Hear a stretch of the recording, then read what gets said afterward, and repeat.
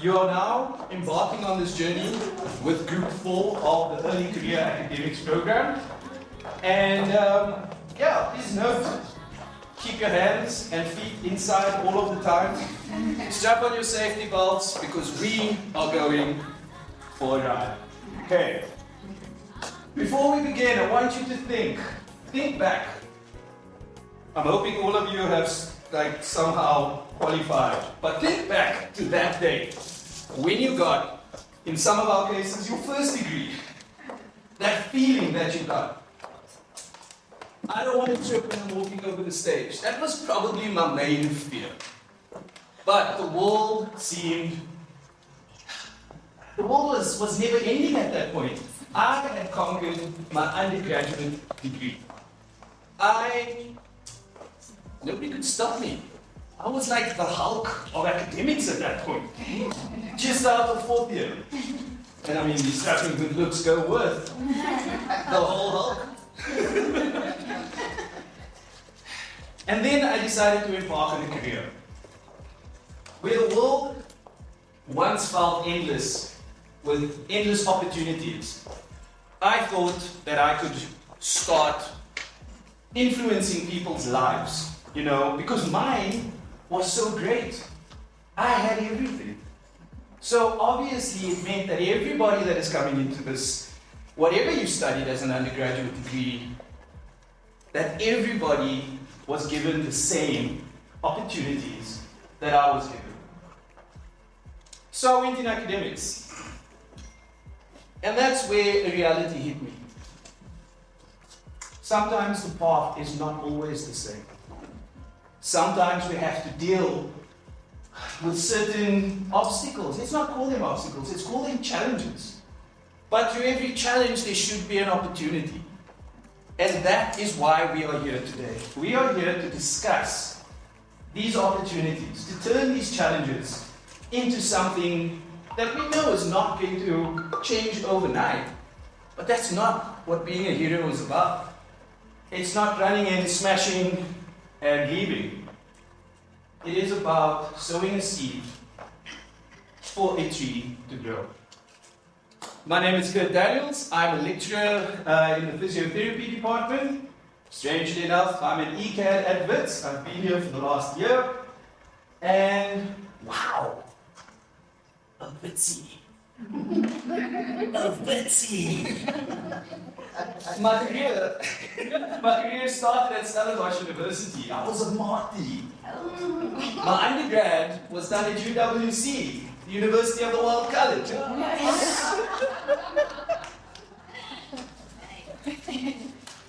Then I went over to UKZN, and now I find myself at Wits. Thank you, Ted.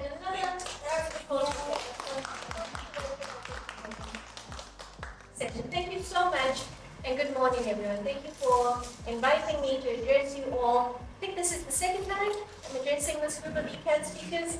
So you have seen me before, I hope. Nicole Billings, Senior Director for Academic Affairs at Wits University.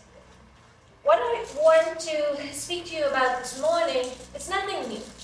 It's nothing you don't already know, but it'll hopefully reinforce some of what you've been hearing through the ECAD program, some of what you've been hearing in your schools and in your faculties, and just something for you to think about. And I'll also be sharing a little bit about my own journey, my own experience, so thank you for indulging me in my little trip down memory lane as well. I appreciate it. So the first thing is, what is early career? What does it mean to be early in your career? And I was thinking about this when I got this invitation, because I was thinking, geez, I've been at it for a while, but I still feel like I'm early career. Is there a point where you stop or you graduate again and suddenly you are mid-career? And then again, when you stop and you can say you are advanced in your career. It's not our ages, obviously. It's not the number of years we've been doing what we're doing, right? And there is no graduation to say, okay, you are done now. You are no longer early career. We think it may align with promotions, but I don't feel like it aligns with promotions. I'm a professor and I still feel, in many ways, I'm early career. And why do I feel this way? It's because I'm always learning, right? When you feel like there's still so much you need to know, how can you really say you are mid-career or advanced? So for me, having the mindset that I'm always early career is actually a good thing. I'm embracing it. I'm embracing the fact that this is a time for learning. This is a time to learn, because there's so much, right, that we learn throughout our careers, that at one point or another you can't stop and say, I know everything there is to know about X, Y, and Z. The landscape is always changing. So how can you really ever be sure that you are really not there? So I'm embracing that. I'm an early career researcher as well. Well, early career academic, let me say. I've moved more into professional administrative services, but still early career. So what does this stage mean? What can I do as an early career academic? I think that this should be the stage where you map what it is you want to do. It's mapping time. You think about what is available, what are the possibilities, and where I should go. And like those annoying little Google Maps where you start with where you are, you put in your destination, and they give you 3 different routes, and they tell you the time for each route, and then you choose the one, but it never takes you 10 minutes, right? Because Google didn't know that there was just an accident on that route, and now you're delayed for another 20 minutes, but you picked your route. That's what you should do at this stage in your career. Pick your route. Map the different possibilities. Map the different opportunities. They don't have to be the next 5 years. They don't even need to be the next 2 years. What are you going to do for the next year? How long is it going to take you to get there? And what are you going to do to get there? So early career is about the possibilities. Finding out what is available to you. Success doesn't happen by accident, unfortunately. It happens by understanding the landscape, finding what you can do within the landscape, and working towards it. So if you want to get from point A to point B in that amount of time, what do you need to do? How many courses do you need to take? How many committees should you sit on? How many papers do you need to write? The elephant in the room, right? The research. I will talk a lot more about research, especially the panel discussion. But you need to be aware of what is expected of you to get there. Method. There's a lot that goes on at this university that you don't know about, that you won't know about for a very long time. A year ago, I was a head of school, social sciences, and a year before that, I was an assistant dean for research in the humanities, and now, completely different portfolio, senior director of academic affairs. I always known there was a senior director of academic affairs. No idea what she did. No idea how it related to what I did every day as a head of school or as an assistant dean. But here I am. And the reason I mention this is because opportunities are always available. You are early career. You've come here with a reason, and you're on a particular path, right? How many of you are on a particular path? All of you I see nodding. But exactly, Kirk did the right hand movement. The path is not straight. It goes like this. And what you need to be aware of is that as you are meandering on this path that is not straight, keep your eyes out for the opportunities alongside that you didn't know were available. It's easy for us to say, I am a researcher, I don't do X, Y, and Z, right? I'm a lecturer, I don't do X, Y, and Z. But that just makes you so tunnel vision. It just blinds you to so many opportunities there. That if you don't at least keep your eyes open to the possibility that there may be an alternative route, you may never know about it. So opportunities are very important. As I mentioned before about success, it doesn't come without hard work.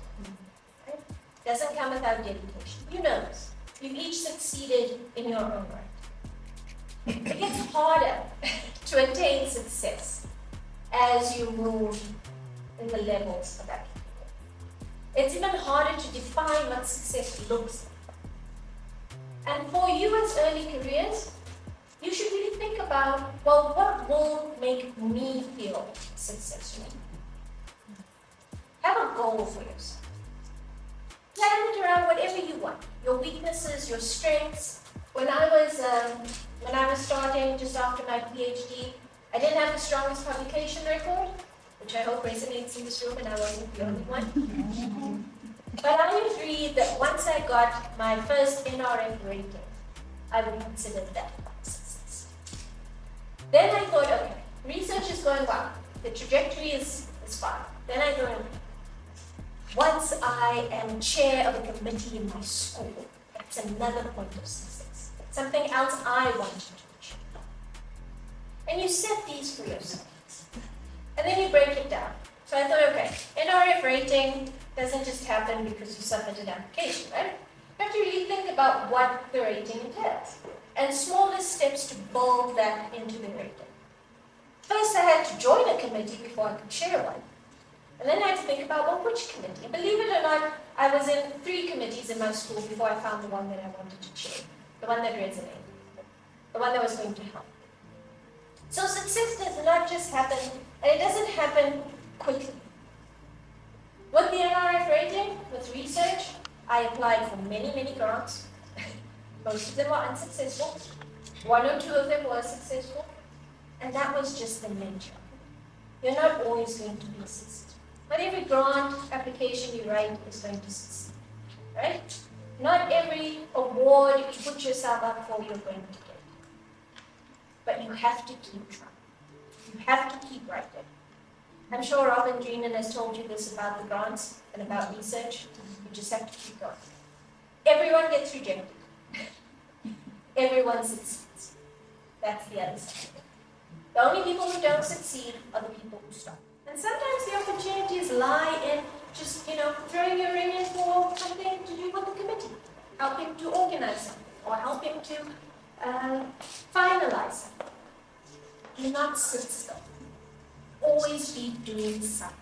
Small, big, whatever it is, you're never without work, unfortunately. There's always something for you to do, and there always should be. That's the nature.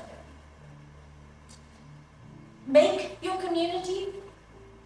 I didn't say find your community, I said make your community as an early career researcher.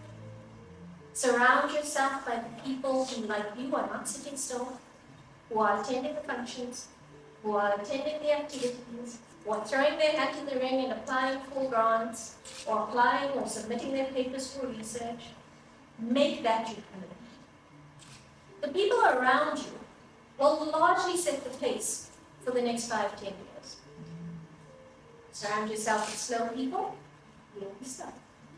Fast people, you'll be fast. Successful people, you'll be successful. So make it community, don't fight. Nothing you do at this stage should be a tick box exercise. Everyone's familiar with the tick box?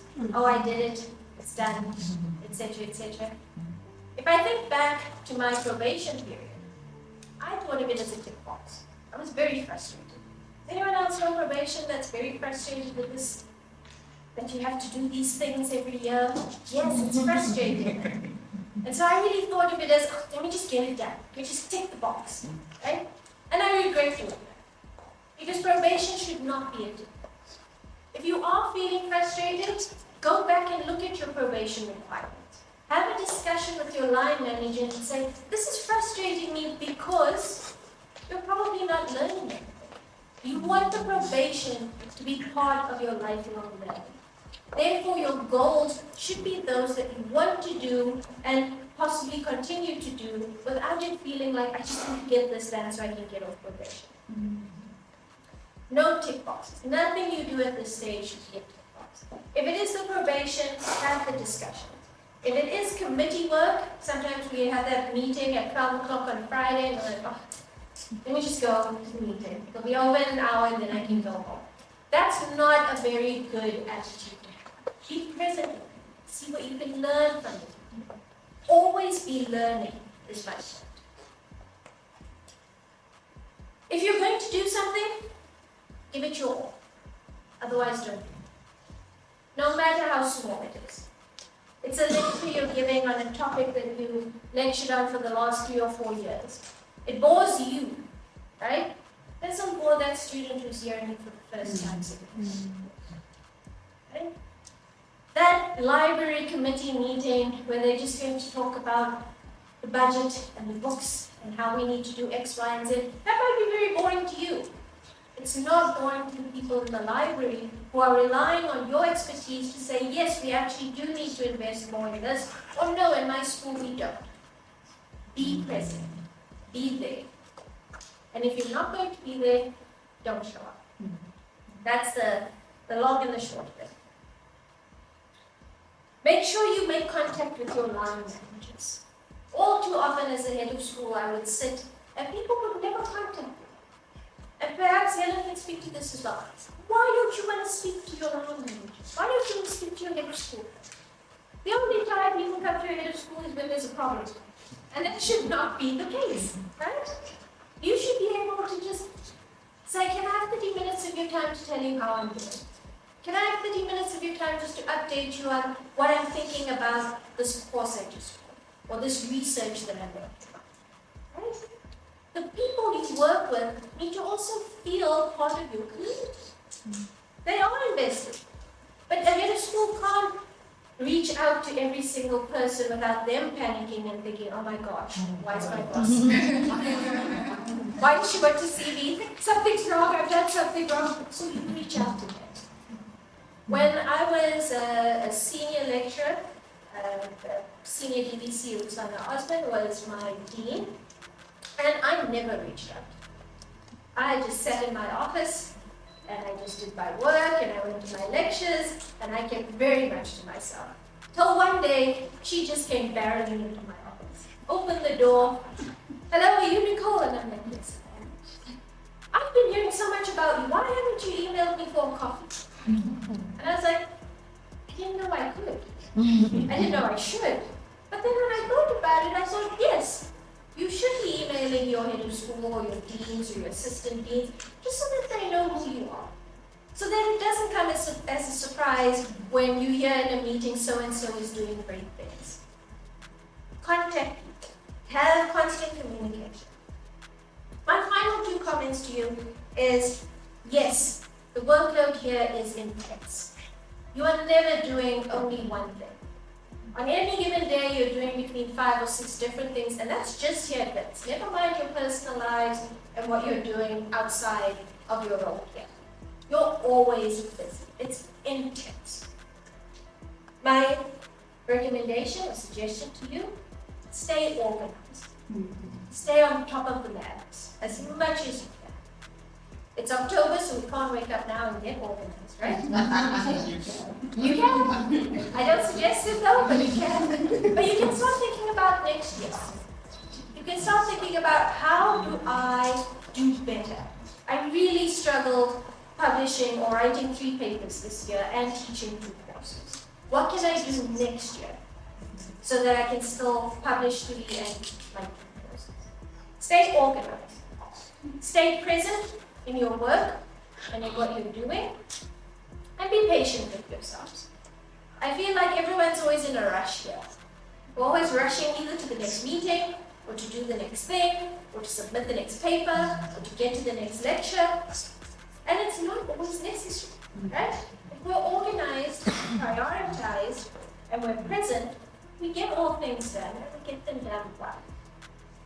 My final point to you, ECAD researchers, is the one about kindness, the one we often forget, right? And it's about being kind to each other and realizing that yes, you are an academic, you are a doctor, you're a professor, you're a senior lecturer, you are an important person, but so is the person next to you. Be kind to them. Always make time to speak to them, always take it seriously. When you are kind to your community is kind. And finally, be kind to yourselves. Yes, you didn't achieve everything you put on your vision board for the year, right? None of us did. The year went by in a flash, none of us knew if we were coming or going, and maybe one or two of those things we can tick as half done. That's okay. Be kind to yourself. Be more understanding of this environment. Be more adaptable to the environment. Don't be stringent. Don't be hard on yourselves. And just always remember that even when you are here for 10 years or 15 years here, however long it takes to be here, there's a little bit of early career in all of us. Because we're always early or new to the learners. Thank you again, and thank you to CRTD for the opportunity and for all of you.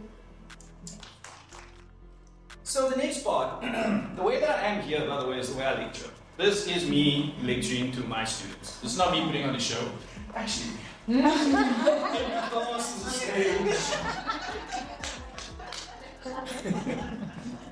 but the one thing that I encourage with all of my students, whether it's first years to postgrads, is that learning is not about sponging. You don't sit there as an adult and take in. Now there's a lot of, even my undergrad students that are not familiar with this interactive sort of thing. This lecture that jumps, bounces, does dance moves.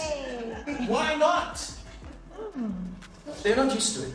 So they'll sit there and they're like, sir, can you please get to the point? The point is movement, guy. So that means that adult learning is me teaching, but me learning. Okay, so it's a two-way street. And my philosophy is not very well met. This is my head of school, so please don't fire me. But the philosophy is not very easily met by a lot of students. And then you ask the question, why? Because, why am I the one that is different when everybody else is standing there going, today we are going to be doing ECAD learning. Click.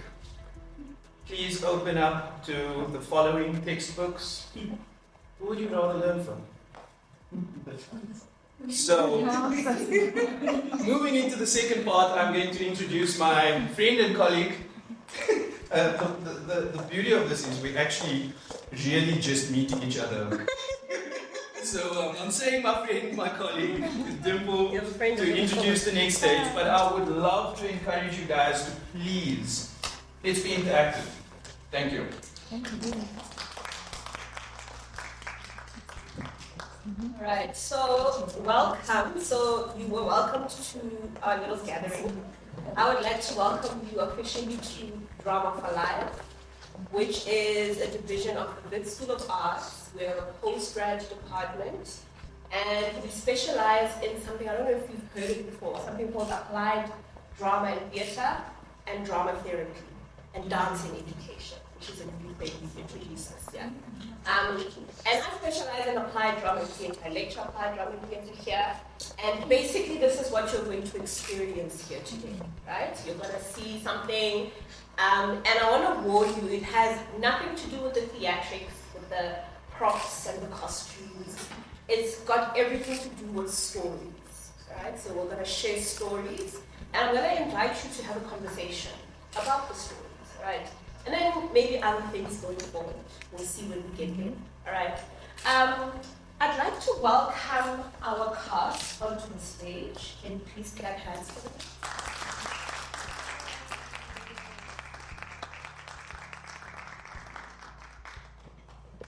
So I've already warned you, we do apply drama and theatre. And in the spirit, so everywhere we go, work in schools, in correctional centers, and corporates, in orphanages, everywhere. Work with community, with real people, right? The first thing we do is we get into a circle. And it's a principle, it's an African principle. When you get into someone's house, ask how they're doing. Get to know each other. And that's literally how we work all the time. So I want to find out today how you guys are doing.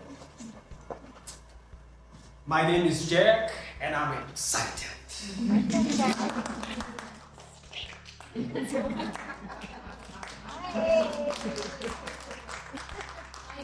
Lisa, and I am feeling ready. Because I'm ready! Good morning, and my name is Lucky. I am feeling tired.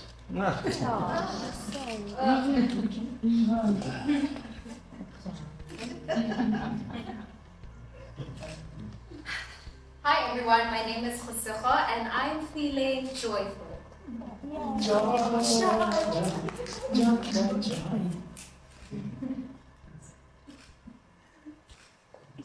And I, once again, am Dimpo. You write it with an L. So, not Dimpo, Dimpo. And I'm feeling grounded.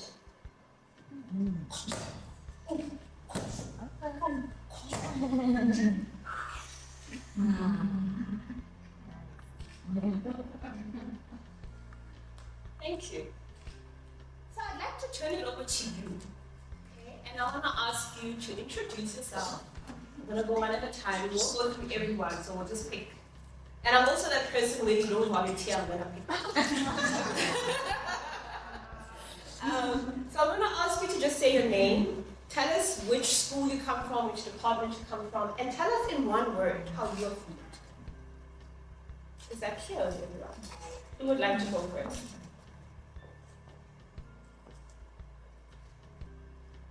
Good morning, everyone. My name is Pito. I'm from the. Louder. My name is Pito. I come from the Postgraduate Research and Development Office. And today I'm feeling quite a bit 7 out of 10, which is I'm quite excited about the week and the day. Okay, Yeah. so you're feeling excited.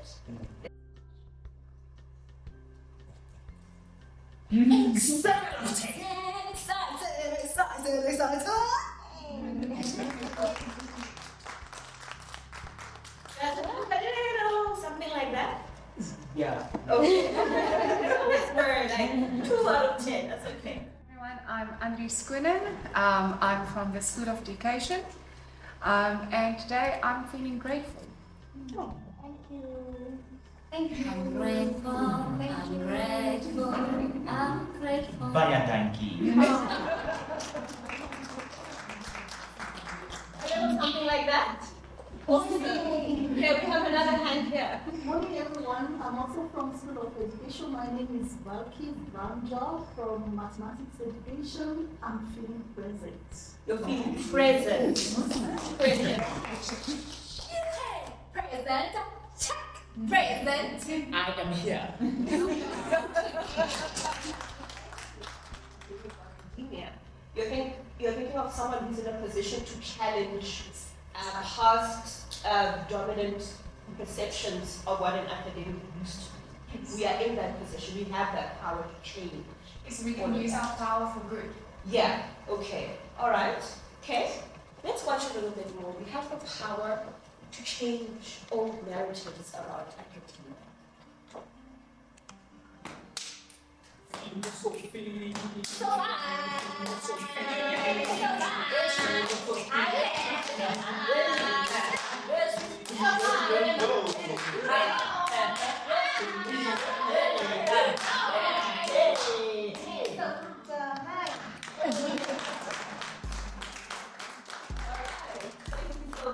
Is there anyone who would like to say a little bit about what they think of when they hear academia?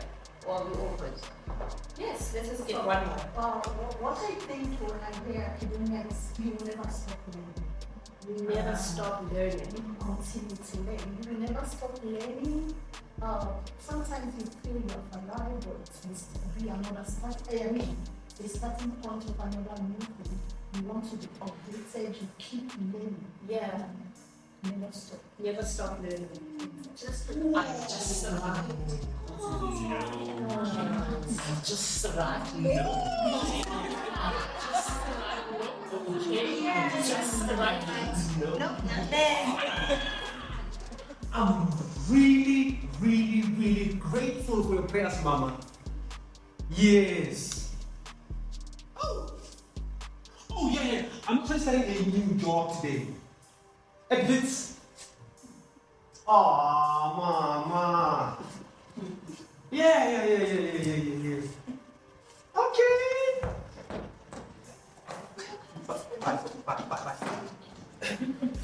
Bye. Proposing to. Congratulations on your new appointment. There's a lot of work to do. Keep up.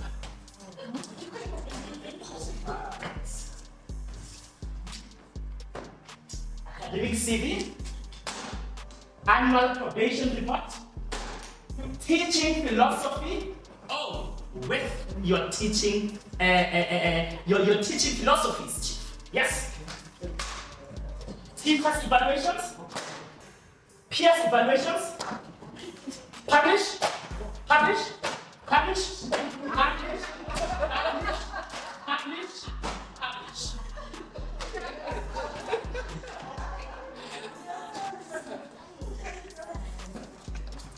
Hi, Dima. Hi, So, congratulations on your new publication. Thank you So so much. inspire me. How many publications do you have so far? I've got about 18 publications. Wow. What about you, Doctor? Well, I'm about to finish my 7th publication. I am completing my PhD. And I am really looking forward in publishing soon. And I would really love for you to teach me, Doctor, Professor. Okay, you'll get that, don't worry. And oh, how about you? How many publications do you have? She doesn't have any. I have one. Yes, yes. One. Well, fortunate enough, Prof and I are actually working on something. Perhaps you can join us. Oh no, thank you. I would love to join, but I have to go fetch my kids at aftercare. It was lovely seeing you. Yes, and you said I'm 18. Congrats. I would love to join. I mean, unlike her, I'm going to do chores, kids. I mean, my wife has that covered. Later. She always does that. She doesn't have time to socialize with us. And I don't know how she'll get to know the work. And I thought it's actually her final probation year. And actually, her report is actually due in the next coming 2 weeks. I doubt she'll submit. She always submits late. So, I want to know, why don't you, as a professor and a doctor, try to help her? My darling, we are not here to play. You have to know what you have to do. It's either you publish or you perish. Okay? And that's a lesson for you.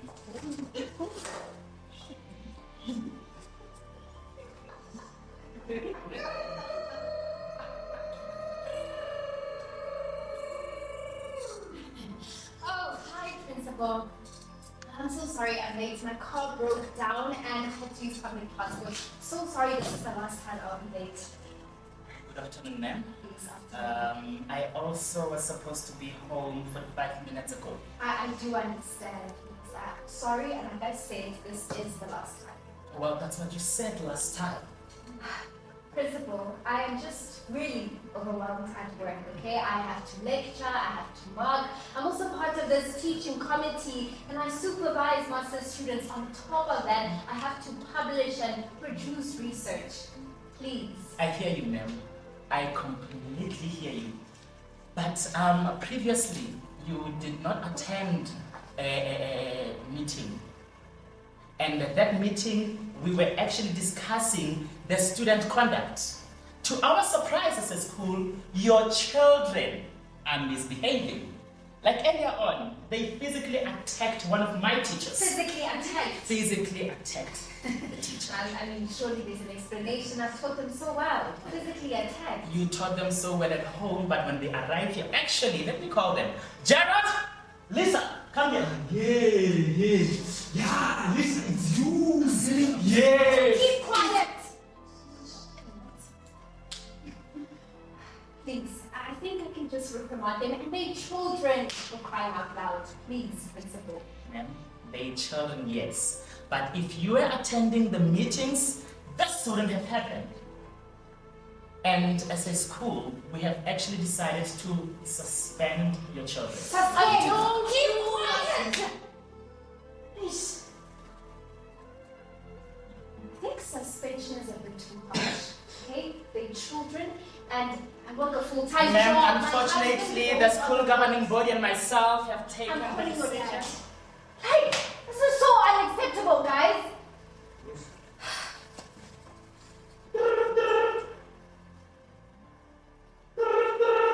Mama, you know that they didn't want to take your calls. You're wasting your time, Mama.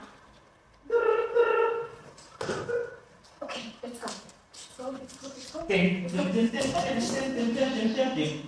Hi! Dr. B, yes. Yes, I understand I've missed the deadline. Yes, I will submit the marks today. Yes, I will. I will stay up all night. I come from a parents' meeting, but I will surely get to it. I'm truly sorry, I will get to it. Yes, this was the last time. Thank you. Good luck. That's all right. As I was saying, would actually like to find out how the past 3 years have been for you. Look, I came into this space with a lot of ambition. I wanted to produce a lot of research and write a lot of journals. However, I hit a stumbling block. Okay, at home things just really affected me. I lost my father, who was very dear to me. Yes, and I found out that my husband has actually been caught in an infidelity, which has really, it has really affected the children, that they've been suspended from school.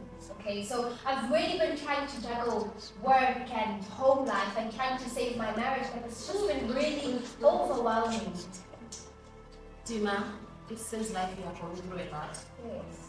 And that shouldn't be an excuse.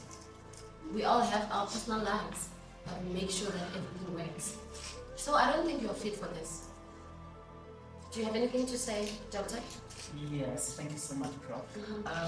Jimakato, after carefully reviewing your report, we've actually discovered that you do not meet the requirements.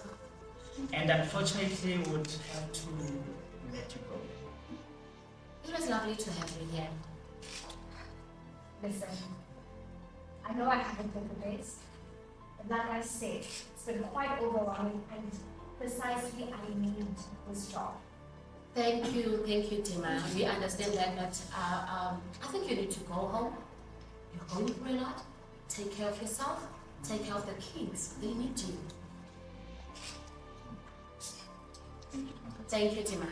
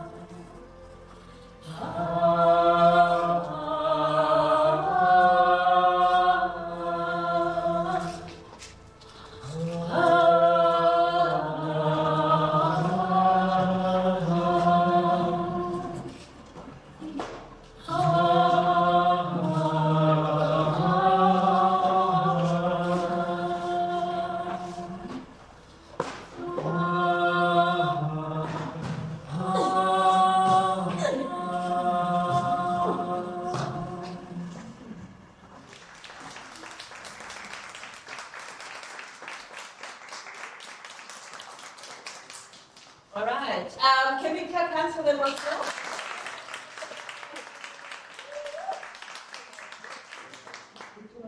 Okay, so this is where I ask you some questions. And I'm going to ask you to stick to what you saw in the play. Don't try to interpret. I know you may relate, but just stick to what you saw. What did you see? The life of an academic. Okay? Yes, Chris? I'm not enough. I'm not enough. And what showed you that? Just from the different scenes, Yeah. just moving through life, Yeah. I'm not enough. Yeah. So are you relating it to the mother? I'm relating it to the mother, to the typical path that an academic, a young academic walks. Yeah. Trying to crack into a university, trying to break. And yeah, I've never been told I'm not enough in my life. Yeah. So why do I get the feeling that from these scenes, she is not enough? Yeah. Failing as a mother, failing as an academic, failing as a, and I'm using the word failing on purpose. Yeah. Because I'm not enough. Yeah. I want to stick there. So you saw a woman who's failing in many aspects of her life. Okay? Let's come here and then we'll go to the back, yes? So I realized that as a young academic, you need to be aware of administrative processes at the university. I'm speaking within the context of a mother who is in a position and should perhaps, had she known the process better in terms of the probation meeting, she could have put in some measures, and at the same time, leadership or the more senior academics could have guided her in the process, and maybe that's where the reflective aspect comes in. Yeah. Okay. So you already moved to my next question, and that's okay. So I just wanted to what you saw. That's fine. Let me introduce the second question. Is what is the problem you discovered in what you just saw? Okay. So The leader is insecure that he cannot show anything. So their way of feeling better about themselves is to make the upcoming person feel worse about themselves. And they may not be better than them. So they have to continuously push them. yeah. Okay. Insecure leadership. And then let's come to you. I'm going to skip you for now, and then we'll come here, both and then we'll come. Okay. Yeah. So what I saw is I saw that women experience more barriers when compared to our male counterparts. Women experience more barriers. Yeah. And does everyone relate to that? Did everyone see that in the play? Okay. Yeah. Then let's come here and then we'll go into it. Lack of empathy, lack of support. You'll see that early career she make support in terms of being assisted in terms of guided and publishing and doing progress. So where is the support in the space? People who have came for you to lead you and you can only act or move into a solution focus once you are aware of what is going on. Yeah. And you look at it from a big picture and also from the individual. Yeah. And if you don't take the time to stop as a leader to reflect on that, or as the academic to reflect on that, the awareness is not there and you are just reacting. And that is what has happened right through the whole thing. Yeah. If not, no focus on teaching, but a lot of prioritization in research. That is throughout that. Yeah. Yeah. Is that not the pressure though for a lot of academics? Like, sometimes I feel like I can teach with my skills. I mean, the main thing is research. That's what has my brain occupied all the time. Is it not maybe related to a lot of academics in the rooms? Like research seems to be the main focus. So we are a research intensive university. Exactly, and it's expected of you. Yeah. And that's what drives the knowledge and drives the teaching. Yeah. Or should. And then that's also the biggest pressure point for a lot of academics. When you get that talk with your mentor or with your coach or whatever you call it, to remember that your teaching can link to your research and to your community engagement and service delivery. We don't have to think about it as separate silos to work on, and your teaching will become better once it's informed by research. It shouldn't have to be this different. We don't have to change the world, we just have to change another part. I don't know if that's exactly how it goes at Wits, but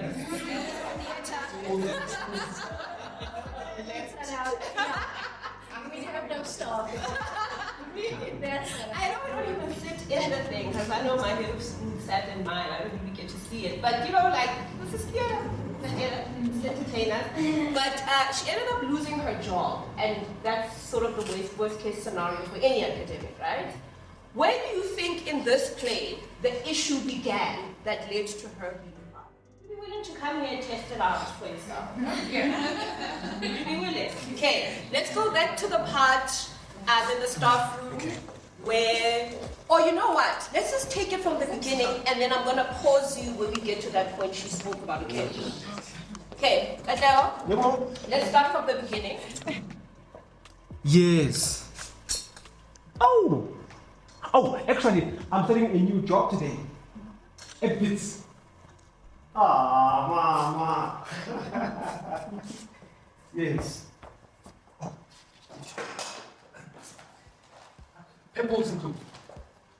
Congratulations on your new appointment. There's a lot of work to do, so keep up. Teaching portfolio with your teaching philosophies, teaching evaluations, peer evaluations, publish.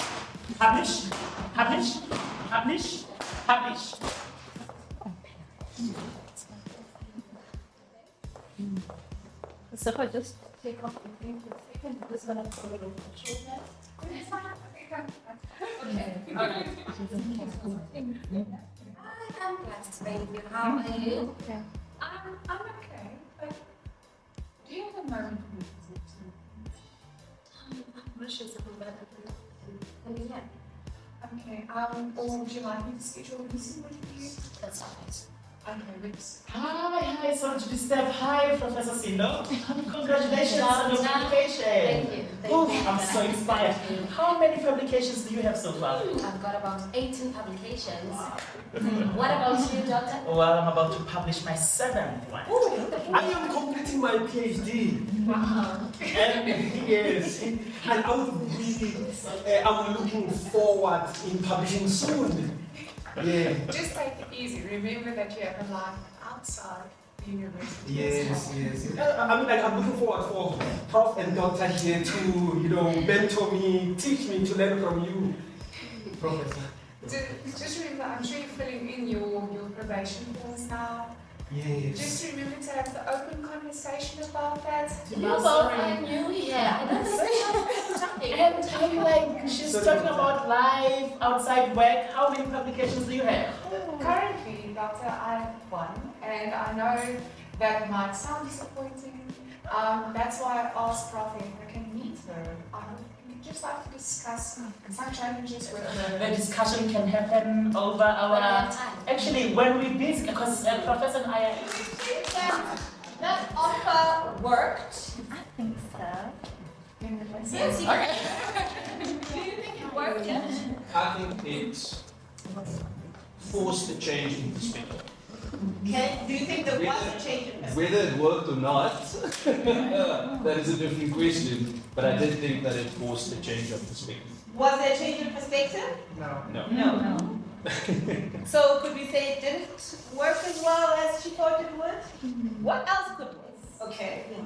And I think if we always go back to our protocols or our policies, then it sort of reminds us that, look, this is what we do, these are your options, and this is where you are at this moment. Yeah. Perhaps there could be some rehabilitation as well. Yeah. That's very important, because you just cannot just somebody, especially an academic or a researcher, or somebody who is in a position Yeah. employed by the university, So you always have to go back To the policy.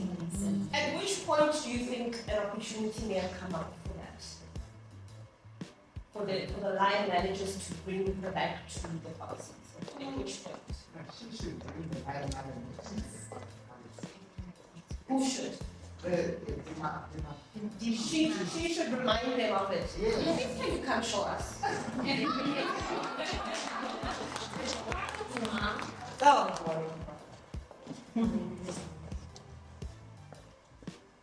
So? So? I'm not sure what you did. Oh, sorry to disturb. Hi, Professor Sido. Congratulations on your publications. Well, I'm so inspired by you. How many publications do you have so far? I've got about 18 publications. Duh. How about you? What about you? Well, I'm actually about to finish my 7th one. By the way, how many publications do you have so far? She doesn't have any. I have one in quite a high journal. One. From what I understand, it's not about quantity, it's about quality. So that's what I'm focusing on. Quality, quantity even matters here. I just come with one publication and you are happy with it. I just have one. Quality. In order for you to get here, 18 publications. Well, I'm about to finish with my 7th one. And you're still comfortable with your one. I am sure that is quite in order given my level of experience and how long I've been here. How long have you been here? Only 2 years. Oh. And Well, you should have published before. Doc, from what I understand, you are supposed to do 0.3 units a year when you are as junior as I am. And so I think I'm quite in order, given that it was a single author publication. I think I'm quite on track. Yes. And I'm working on another one. You're working on another one. That check that you're talking about, you need to be yeah. She's talking too much. I don't think she I will. understand that, but my job description does say that I have 4 tracks.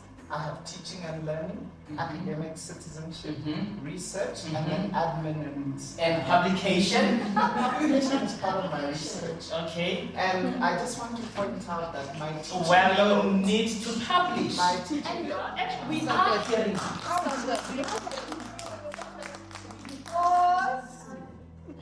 Okay, can we please clap hands for policies about how things like that, and that you can request a meeting if you're not feeling heard. So I think almost to buffer that feeling of I might get retribution for this, you're actually building that community. You're sharing with somebody else who will eventually be part of your network and your community to put pressure back. And if I must say, you two are the harshest academics. Is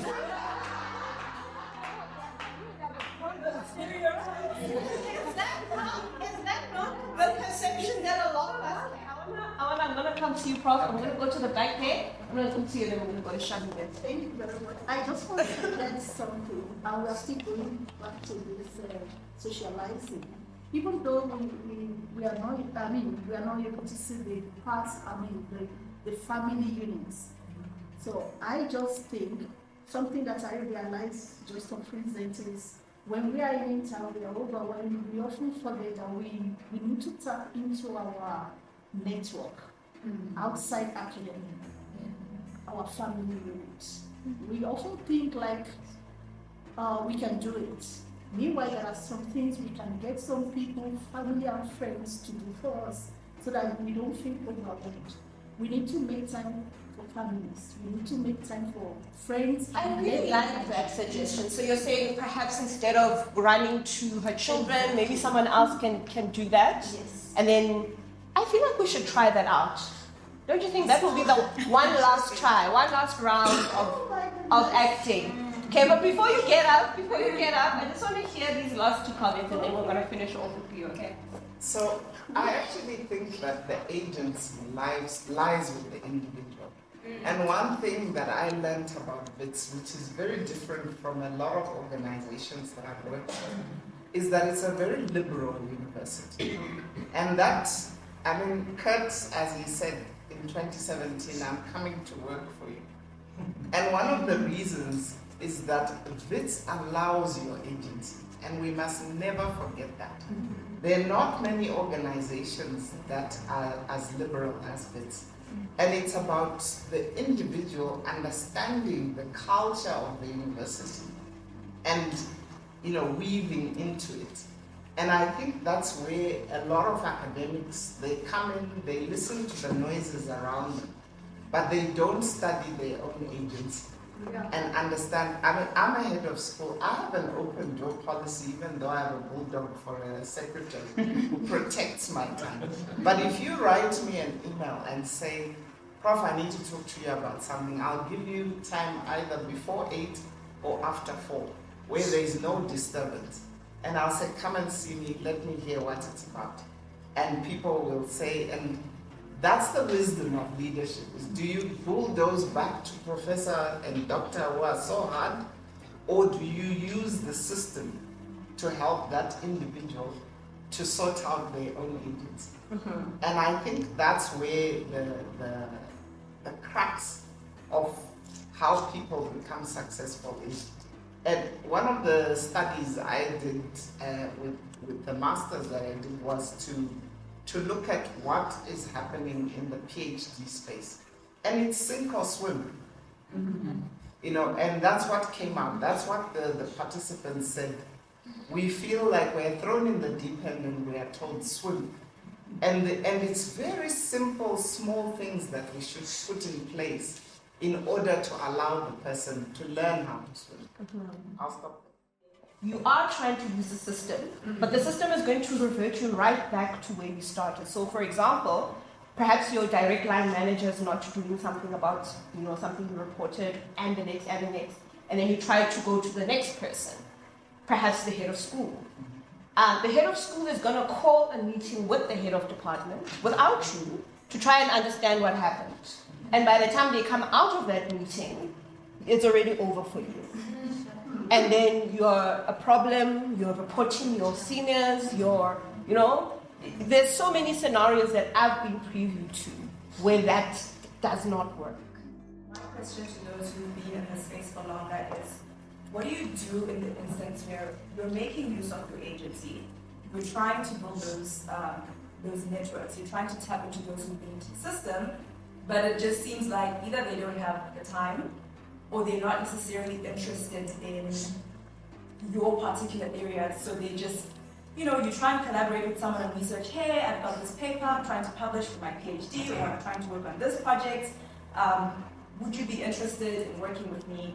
Whether they have experience in that area or have an experience in a subsection, sometimes you cannot get their attention because they're expected to do so many different things. Maybe they have other students or other mentees that they're working with. So I'm like, okay, so what am I supposed to do? Do I just continue flailing about?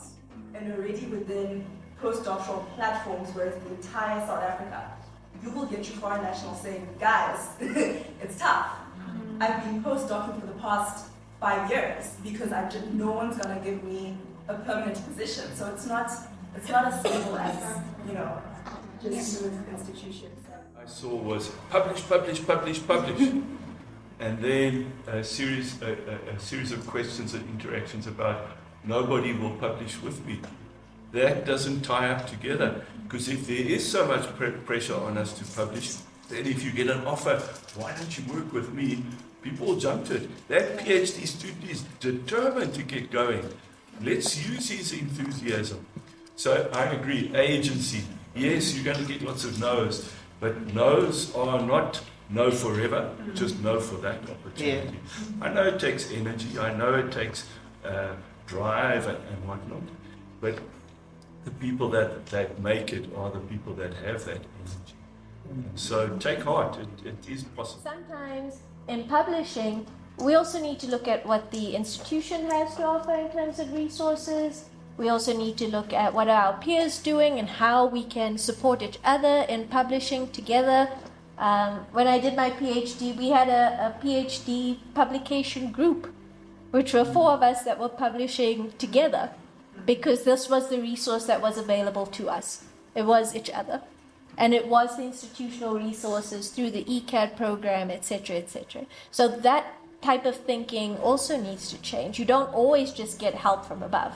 Yeah. You get help naturally below as well. Students are a great resource to help you in teaching and in publishing. That was all. I want to close off this provocation because this is exactly that. It sounds like a lot of the solution sits with me, my agency. And like we said, agency doesn't look the same for everyone. And taking an initiative doesn't look the same for everyone. I can be as agile, as enthusiastic as I want, but I may not be as successful as the next person because I'm a foreigner, or I'm a woman, or I'm young, and then the enthusiasm really doesn't work.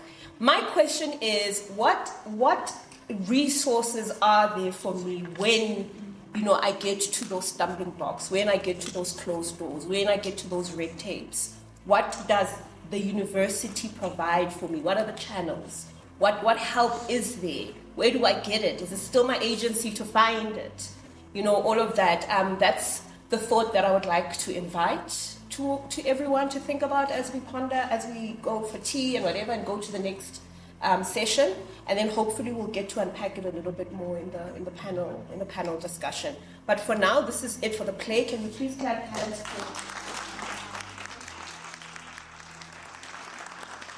We are going to break for tea. There are some snacks outside. It's very light snacks, finger snacks, just something to keep you refreshed. 2 things that I wanted to say.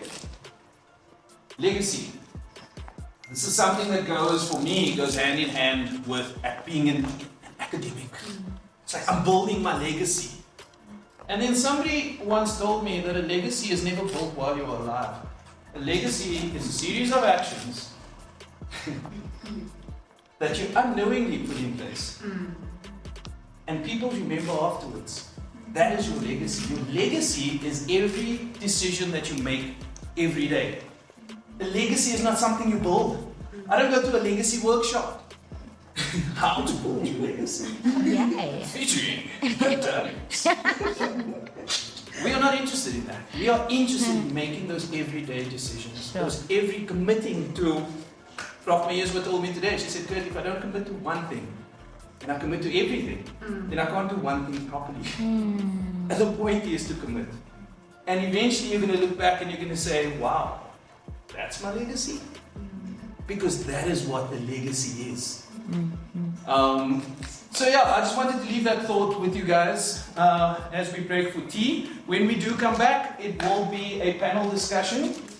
And I will introduce our panel, but for now, you can help yourself with something.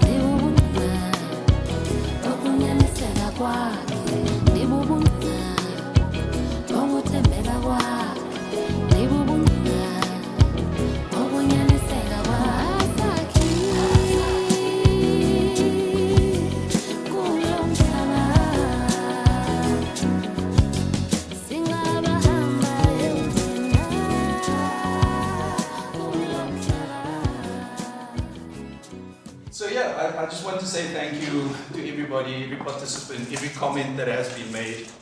We are now going to go into the problem-solving part of it. Just before we go there,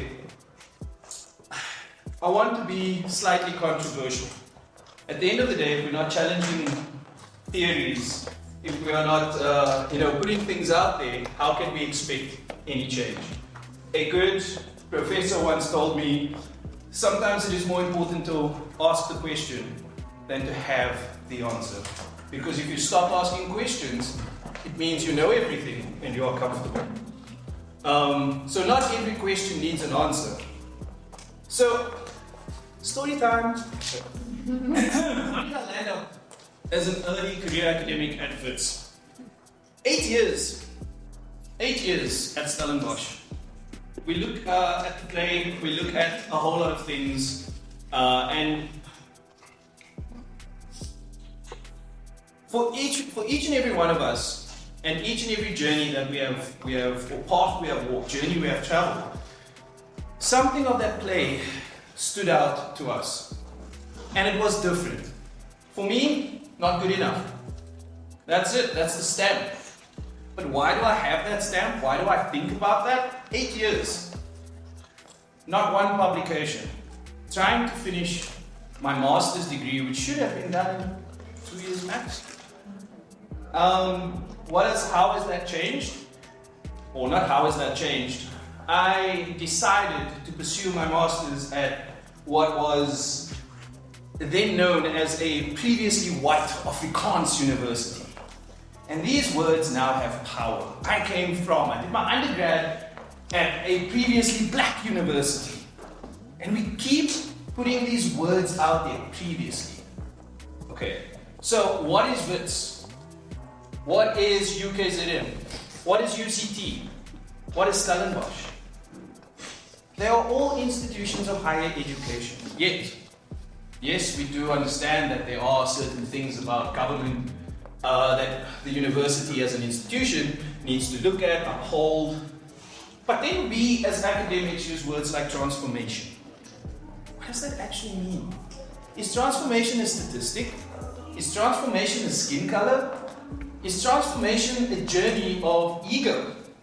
Because ultimately, that's what happened to me. An insecure supervisor, I say insecure because she had just finished her master's when she took me on. And she was not ready to be challenged. Eventually she became my head of department, and there were words where I requested a meeting because I was like, listen, I need to start forging my own path. And I said, I want to look at us, and I was speaking about humanity, and I was like, I don't feel like I'm being treated like we are on the same level. I always feel under you. And she's like, but you'll never be on my level. And I'm speaking about me being a human. This was my only mentor. When I went to the head of school at the time, she was like, oh my gosh, good. How long can you take to get a master's? Because it wasn't about what were the challenges that you were facing. Why did you have to quit your first master's after 3.5 years? All of a sudden, glory boy, fall from fame. We don't know failure as an academic. Failure is something we never had to face, but it is something that we always face alone. And I'm saying that because we can put support structures in. Even ECAD was an irritation for me. I hated the idea that I had to go through another ECAD program. Because I've done it at 2 other universities, and guess what? Nothing has changed. Nothing has changed. We talk about the interactive lecture, we talk about interactive classrooms, we talk about everything like that, and at the end of the day, you get met with this. Maybe you're too much. And maybe you're too much made me feel maybe I'm not enough. So, I just wanted to give you guys a little bit of my journey, of where I am. Do I expect Wits to save me? Is Wits the academic messiah in my life? No, they're not. I need to save myself. I need to forge my path. I need to make my decisions every day. I need to wake up and I need to commit. And I need to say, this is my path, moving forward. Messages from our keynote speaker. Something to say that, nobody's going to do it for you. But as an early career academic, that's our problem. We put people on pedestals. We praise. Oh my gosh, Prof. Mayeswa has so many publications. She has, did you see this article? Oh my, I sat in her class once and oh my word, this woman, I mean, Yay! completely, you know. And then when you meet the person,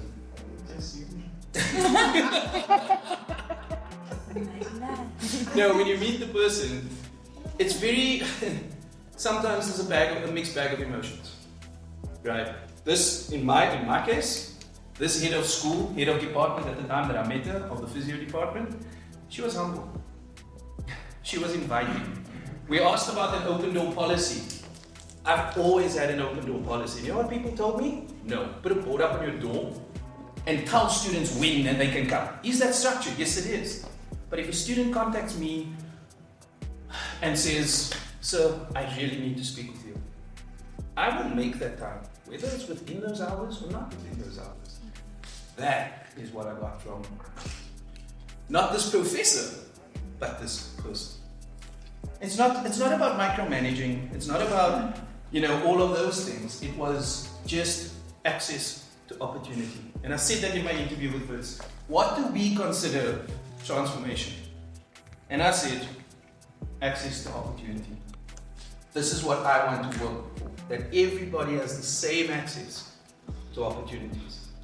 Whether foreign national, whether female, trying to balance a family life. I've got it the other way. Nobody ever gives us anything. I'm a male in a female dominant profession. Oh my gosh, and I'm not married. You'd really think that it would be easy for me. But it's not. It's the same challenges, just with a different perspective.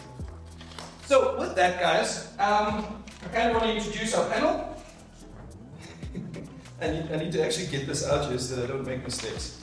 Also, you guys, you can come to my TED Talks.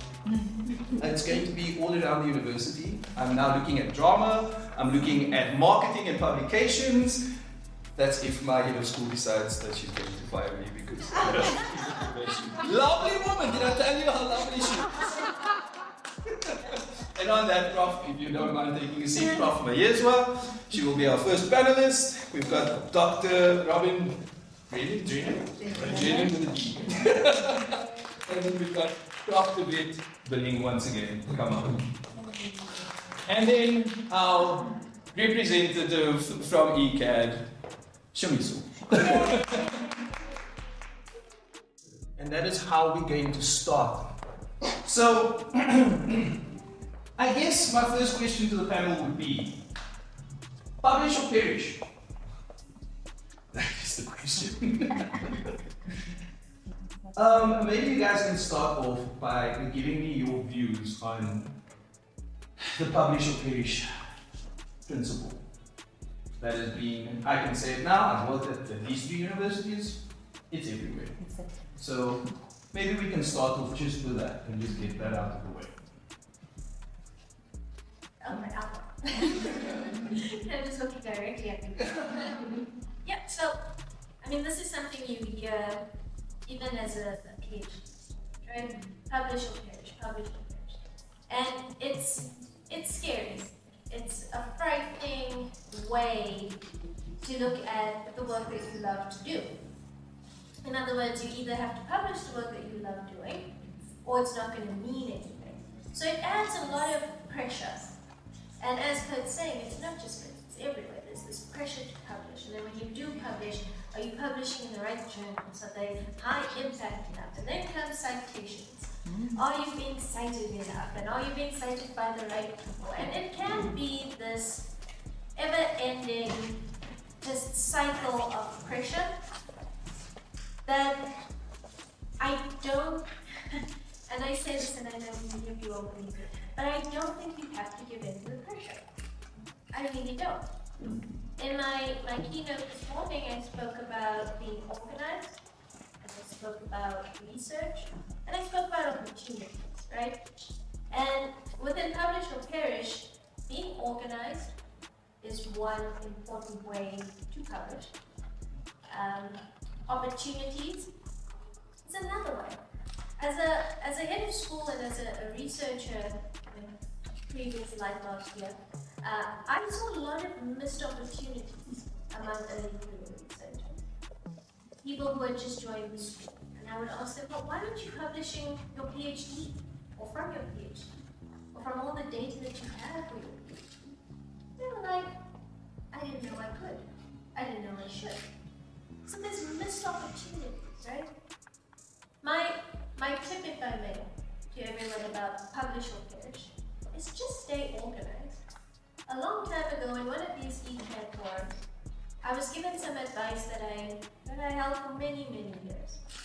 And that is that every year you should have 3 research projects, right? One of them should be in a draft form, one should be under consideration in a journal, and the other should be a new paper that you're doing. The next year, the one that is in draft goes to a journal publication, the one that is new becomes a draft, and the one that is at the journal becomes a publication. And it's as simple as that, thinking about it in terms of 3 things each year, at different stages. Publish or perish, I think if we think of it in its entirety as, oh my gosh, I need to start 3 papers on January 1st and have them publish all 3 by December 31st, that's impossible. We know it's a momentum. We know that you have to build momentum in your career. And you can do that by staying organized and looking for the opportunities. Go pull out your PhD. What haven't you published from your PhD? Look at the students that you are supervising, master students in particular. What can you work with them to publish? Obviously, you're not the main author there, they are, but it's still publication, right? Research is still being generated. And that's what I think about publishing. Perfect. Just for the audience, if you have any comments, just put your hand up. It's supposed to be an interactive session. Okay. I know there's anybody else. No, I just want to say that brilliant answer. Well done. But if I can develop on that. So I'm a nerd, absolute nerd. But when I have not many opportunities for this, but when I do get an opportunity to publish something, I get a real kick out of seeing my name on. Because I read lots of papers and it's always this person, that person, never me. When I got that opportunity to do that, it was really exciting. So, maybe only 10% of the population is a nerd like me, but there's a lot of excitement just for coming out of that. So it's not it shouldn't be seen as a drag, a penalty or something like that. It should be seen as something exciting. Hey, I can get my name on something. And students across the world, are going to be reading this, my work. Wow, isn't that fantastic? And that's a lot of what scholarship is about. It is about developing a reputation, that people get to know that Robin is somewhat of an expert in that particular field. So it is about developing that reputation. And how do you develop that reputation? By putting your work out there through publications and conferences and books and chapters and all of those things. So, if you think that the world of a scholar and academic is quietly sitting in your office, not speaking to anybody, just thinking deep thoughts, it's not that. It's actually about making a reputation for yourself. So it's somewhat, and I use this analogy with caution, because I don't want to downplay the importance of that academic role, but it's somewhat like being a movie star. It's about being known and getting invited to, these fantastic movies and whatnot. And how do you get there? Well, you do your first little movie, your first little publication, and slowly you build that reputation. But I also want to pick up a comment that Helen made earlier, and she was saying, it's not about quantity, it's about quality. So in my world of physics and chemistry, you might have heard of the Higgs boson. So Peter Higgs published that paper that found this particle that gives mass to atoms. And he's published a handful of publications, just a handful. It took years before he published the Higgs boson paper. And, obviously it's a major shot, and it's not something that's easy to replicate. But yeah, it's not about quantity so much. It's about the quality. But yes, that program of 3 papers that you work with, 3 projects that you're working on, one at the publishers, waiting for corrections, one working up one new idea that's just triggering, so important. I came across one academic he was the head of school of business sites, I think before it split. Anyway, he has what he calls the wall, and he has a list of these things. And as they, as the top one gets published, they all move up one. And so it goes. It's just that idea. So be organised, but think the excitement of getting your name on a publication or your name on another publication. Thank you. If I can add to that, and thank you, I think all the comments will find pearls of wisdom as people speak. And it concerns me when I don't see you writing them down. It's always after the good. Yes. But I think the first line of question for me is, what is the story you're telling yourself when you hear publish or period? What is the story you're telling yourself? It's this dirty word, it's this dirty concept, and it is the bad thing. He went and said, publish. And it's a tool, it's a weapon, as the two senior academics showed earlier on, they used it as a weapon. But so I want to challenge you to go and write down, what's the story you're telling yourself about publish or perish? And that relates to something that in my school I ran a career development workshop. I ran it myself because I designed it based on the probation outputs that I got and realized where the problems are. And so when you've written your story to say, what's the story I'm telling myself? You need to say, how am I contributing to my career development based on that story? And often it's downward spiral. And basically we start having negative feelings about publication, which exactly is what wrong. It takes away that passion, it takes away that wish to do it, and the fear factor comes in.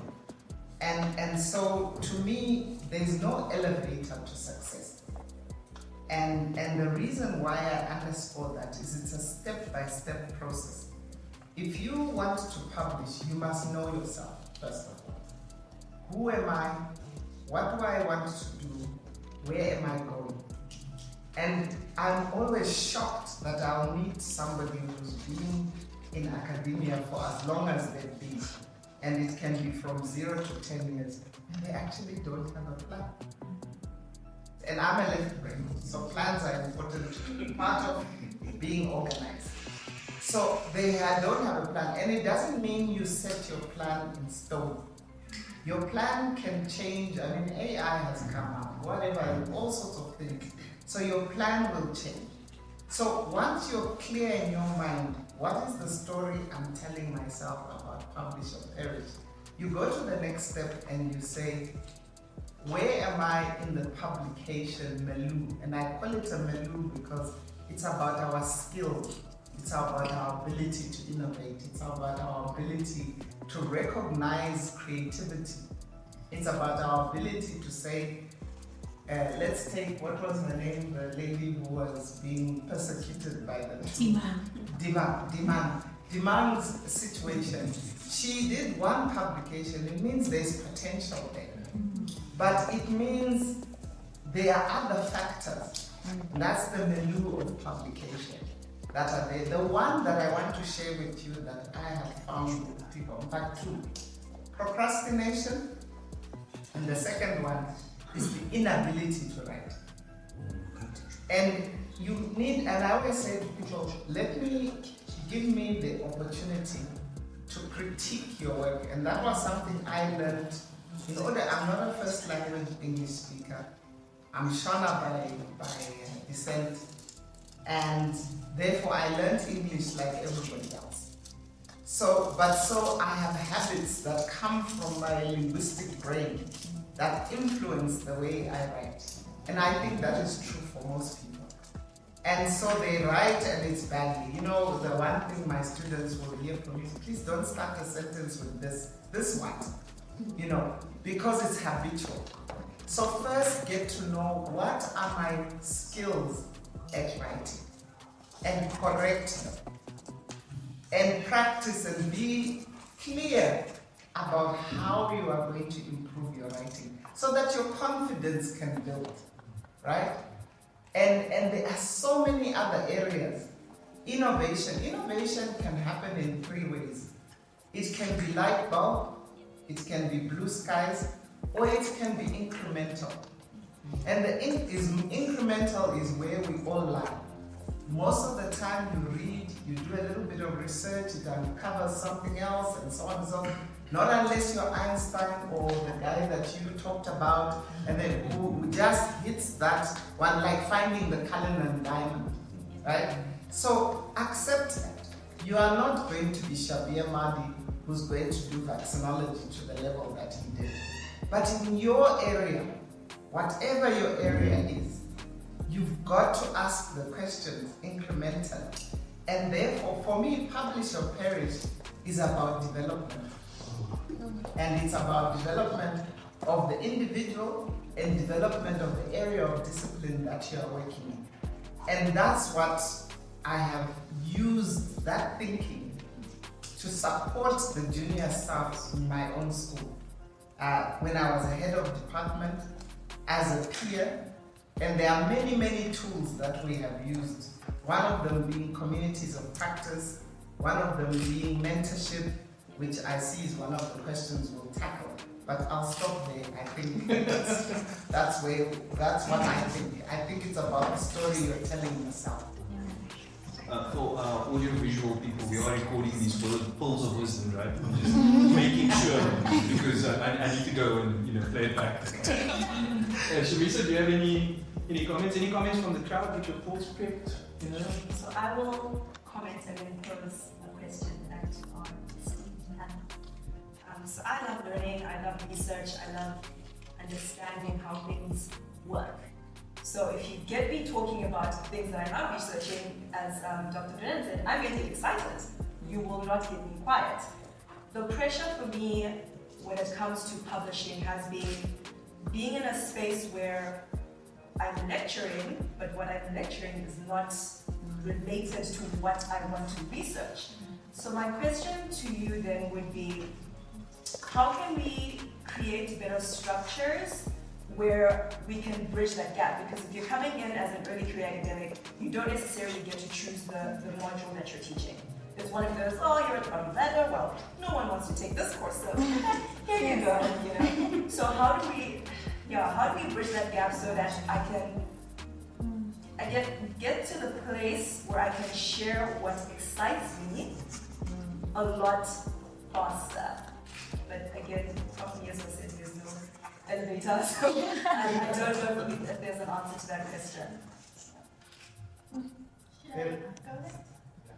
So I get it, and I was in that same situation. So I get, you've come in and now you have to teach a course that maybe you're not excited about. It's got nothing to do with your research. My research has always been in adolescent mortality, and believe it or not, there's no compulsory sociology course on adolescent mortality. But I had to teach the sociology courses that I was given to teach. And only much later did I start to think about, well, these are the courses that I took. These are the courses that lay foundational knowledge for me to develop research interests in somewhere else. And in that way, even though it's not my area of research and it wasn't what I was interested in doing, I was helping the next generation of sociologists learn foundational sociological methods or approaches that they would then need to develop their own areas of research. So on the one side, I'm encouraging you to think about these courses that you're given to teach because you're at the bottom of the ladder differently. They are important. They're not important to you directly, but they're important to your field. They're They're important because those students will acquire that knowledge, they will question it, and like you, they will develop their own research from it. And then after a few years of still teaching these courses, I found ways to bring in what was really interesting. So the week where we had a health, the sociology of introduction to sociology of health, mortalities related to health. I brought in my adolescent mortality research, and it was almost a dry run of my PhD presentation. But you find the ways, and after a while, you start supervising students. You tell them, this is my area of research. Would you be interested in it? You get more students, and a few years in, I put in for course development to have a master's of health development. So it comes with time, it comes with patience, but it also comes with, I think, an appreciation for what you are doing in the courses that you don't want to do, what you are offering to those students. You are brought in and made to feel like, oh, nobody else wants to touch this course, you're new, you do it. It's either the biggest course with the most students, or it's got the highest failure rates, or etc. That's an opportunity for you, right? It's an opportunity for you and the students you teach to turn that around. So, not a step-by-step answer, but maybe something to consider. Because you are absolutely correct. So, after years of doing probations with people, and they will talk about certain, I'm more interested in this. I would always say to them, now I'm a physio. I'd say, are you a physio? Yes. So is physio connected? Yes. Go and write a conceptual framework for me, or draw it. I like pictures. Draw it and show me how the things connect. And often they'll come back and say, oh, now I see that what I'm doing here is actually contributing to where my interest is. So I call that the golden thread. You've got to identify your golden thread so that nothing bores you. If I say, go and serve in this committee, you start looking and say, okay, what is its value add to my career pathway? And your career pathway is your 10-year plan. You're gonna get there in 10 years. If you get there in 5, well done, super. Or you're gonna get there in 5 years. If you get there in 3, super. That's called step up. So I systematically force a lot of people that I mentor to say, where do you want to be career-wise? What is this area of interest? And often if you unpack people why their area of interest, it's maybe fashionable, or they're following the money, or there's no real passion, right? But if you force them, or if you force yourself to say, what is it in mathematics that I am interested in? What is the basis of mathematics? What are the other intermediary, the core knowledge, the good to know and the nice to know knowledge, it'll come out very clearly for you, and how what you are teaching connects to where your interest is. And you've got to take the time to actually unpack that and understand it. And that's part of what I do in the course that I run within our school, is I make people go through that process and facilitate it so that when they leave, I'm not the expert of everything that you do, but when you leave, you're the expert, that agency, and you're able to say, now I can see the connection. And the more you read, the more you inform that. And that's why it takes time. But the other aspect of what Nicole says, which is important, is what does it mean to be an academic and a scholar? It's about understanding the educational aspects of what you're doing, how they relate to your work, how they relate to the evidence. All those things you learn only by running a course. When I was made head of department, I had never coordinated a course before. I had never done that side of admin, and it really worried me, because I said, they're pushing me for headship because of my leadership skills. But my experience was in development work and clinical. And I was young, I was early career in the academic space, but I came with a lot of experience. And I sat down and I decided, let me connect what I know to what this coordination is that's a big monster for me. And I realized, actually, I knew systems very well. And I sat down with the coordinator and I said, explain to me what you're doing. And I learned. And I started to sometimes say, can I help you with this? Can I look at how you're entering marks? Can I, you know what, that was me finding the connection. And so I think it's important to reflect and have that reflexive capacity. And a lot of us don't take that time. And it's extremely important for us to find our place in what we're doing. Comment? Yes. I want to comment what Prof has said, especially when she began with your thinking about publish and perish matters. And that also takes me to our mindset. So we mustn't see every challenge as like barrier, so we must also look at the opportunity that this challenge is bringing to us. I have a similar experience because I can say I'm employed this year, and the mathematics I'm teaching now, it is what I experienced 20 years ago, undergraduate. After then, I've been teacher, secondary school teacher, and secondary school curriculum in terms of statistics and probability is not the same thing as university one. So this year, it was a challenge for me when I started.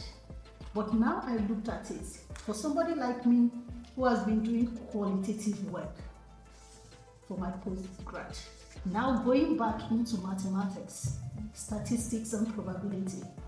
And before now, people will ask me, what are you doing qualitative? You're a math student, you're supposed to be doing quantitative. Now, I'm loving it. And I'm using it to develop my skill, data analysis.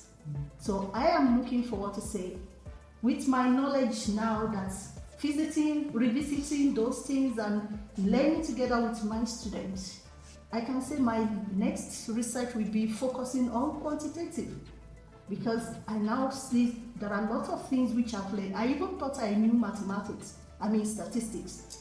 It is now I'm getting to know how rich it is and how I can use it in my research. Thank you. Great question as well. and it's a much more selfish approach. These two approaches are much better. Think of it this way. Your academic success depends on the postgrad students that you work with. Where do you find those students? In teaching in undergrad. You're starting to groom them. Hey, I want that one, I want that one, I want to. So it benefits you to teach undergrad. You are literally teaching undergrad so that you can set up the next phase of the student's life. And if it's one out of the class, I think it's brilliant. You've reached one, and you're going to build, and it will build. What I wanted to just sort of reiterate from the ECAD perspective, while I started off by giving you my personal journey, the one thing that I will say is when I look back, when I had a reflective moment, and I realized that I was bright-eyed, bushy-tailed, putting my hopes and dreams in somebody else, in a mentor, right? But what is the role of a mentor? Like, what do you actually want him to do? Write your articles for you? Writing is a skill. It is a skill that needs to be developed, and no skill is developed overnight. So what I thought was brilliant writing was utter rubbish. And if I go back to my master's and I go and read some of that work, I'd be like, oh my gosh. And in 10 years' time, if I don't look back at the articles that I've published now and say, what the heck were you talking about, Mr. Daniels? Well, in 10 years we won't talk to Daniels. But, you know, it's a program. You are a work in progress. That is what I wanted to say. But also know what skills you need to develop. Know where you need to grow as a person. Okay? Criticism in academics, I think, is the biggest thing. Like I said, we are not used to failure. We are usually top of our class. Some of us are top of our class and top sportsmen. prefect, head boy. We've got titles as you look down our academic careers. And then the journal says no. And my wife, it was my attitude. Only because I don't have a wife.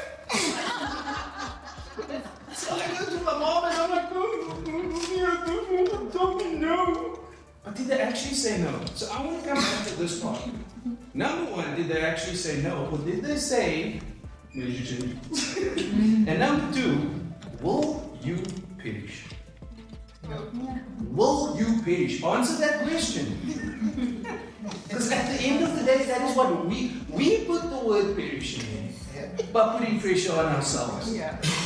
So I didn't perish. I never published for 8 years. Then I published. Well, I was waiting for my mentor to say, Kurt, here you go, come, here's the paper we're going to work on. Kurt, look at you, you write brilliantly, Kurt, wow. And at the end of the day, when I published my first article, I was like, is that it? Wow. Okay. And then the next article came, and the next article came, and the next article came. And I was like, oh, okay, maybe I've got something. Publish or perish, little one. So go into the spaces, understand that's where your mentorship should come in. But if you don't ask the right questions, what is your mentor supposed to do? Okay, anyway, that was my full of wisdom on that. Do we have any comments? Final comments from you guys? Are we good? Okay, so the next, it was leading into the segue of mentorship, and that's why I kind of wanted to do that. So I'm mixing up our questions a little bit. But what would, to our panel firstly, what would you define your role as a mentor, or what would you say mentorship is?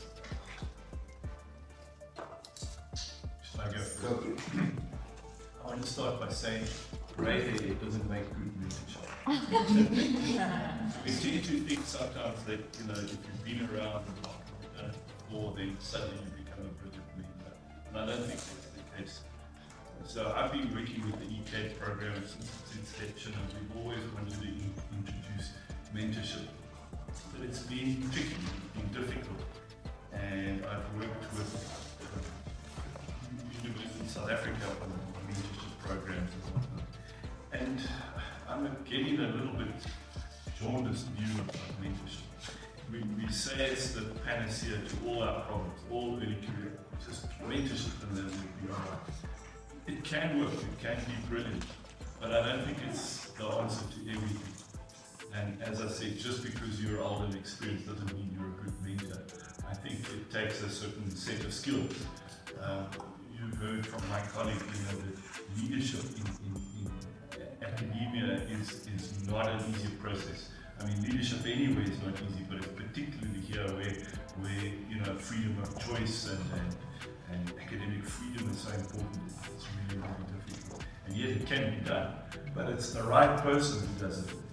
It's not everybody who can do that.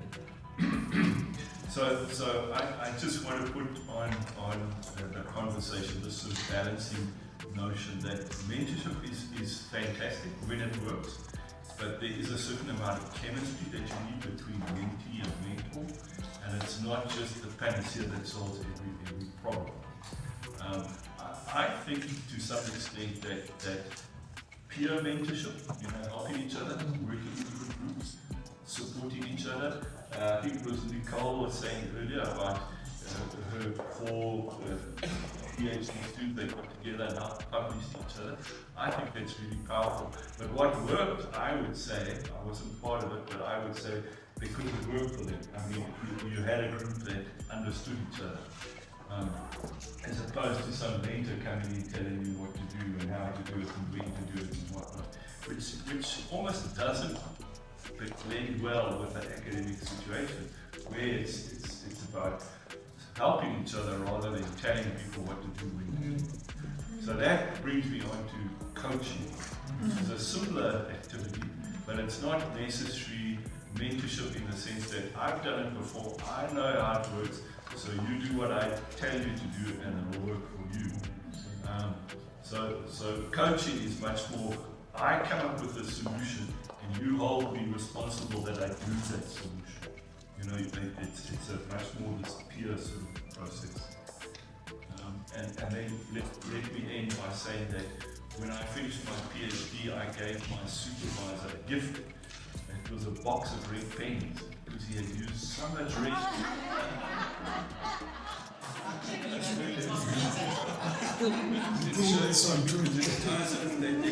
About AI. Emails were just coming in at that stage, and red pens were really, really important. You stopped it. So, I disagree to some extent with Rob in that saying mentorship is complex. I think mentorship, we make it complex, and because we define it incorrectly. And I feel a little bit that I can actually talk about the definition because I did a whole master's on coaching. And part of the reason is the difference between mentoring and coaching is that mentoring is when it's hand over hand. You are showing somebody the way. Because you've got expertise, you can mentor in a particular way. But you can also mentor if you are not necessarily the expert, but you have gone down the path. And similar to Nicole, when I did my PhD, none of these things existed. ECAD, whatever, not even you just swam on your own. So we created our own support group. So there were two of us who were doing PhDs in the Faculty of Health Sciences as Black women. And we started to meet. And we actually worked out a structured program where we'd say, for the first, when we come in, you say, what am I going to do today? So we tell each other, so that's accountability. Then we say, okay, we're going to work for 2 hours and you're not allowed to disturb. And you can only stop at 10 o'clock, and at 10 o'clock you can say the things that you are struggling with. And I mean, I didn't know anything about education then. My colleague was doing her PhD in education. I was doing a public health thing. But we would stop, and I got lots of good, helpful hints from her. And same for me, for her, you know. So that's mentorship. But it's not at an official level of saying, mentor me and whatever.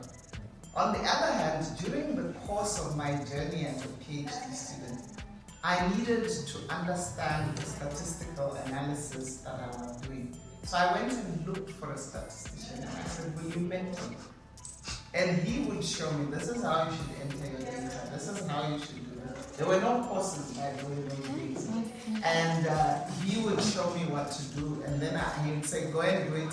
That's mentoring, right? Then I came to writing, and my research did a series of studies, some quantitative, some qualitative, and I needed to pull it all together. My supervisor was not able to assist me. I didn't know what to do, and I was so frustrated, but I kind of knew what needed to happen. So I asked somebody, I said, this is my problem, what shall I do? And they sent me to humanities, to a professor who was in humanities, who was known for her brilliance of conceptual analysis and writing. And I phoned her 10 times before she gave me an appointment. And she gave me an appointment at 6 o'clock on a Friday evening at her house. So I went to Hyde Park, Kona, where she lived, and I got there and I was really nervous. And she came out of the shower, shook her head and said, right, okay, where shall we start? So I started to tell her what it is that I had done, where I was, and what my question was.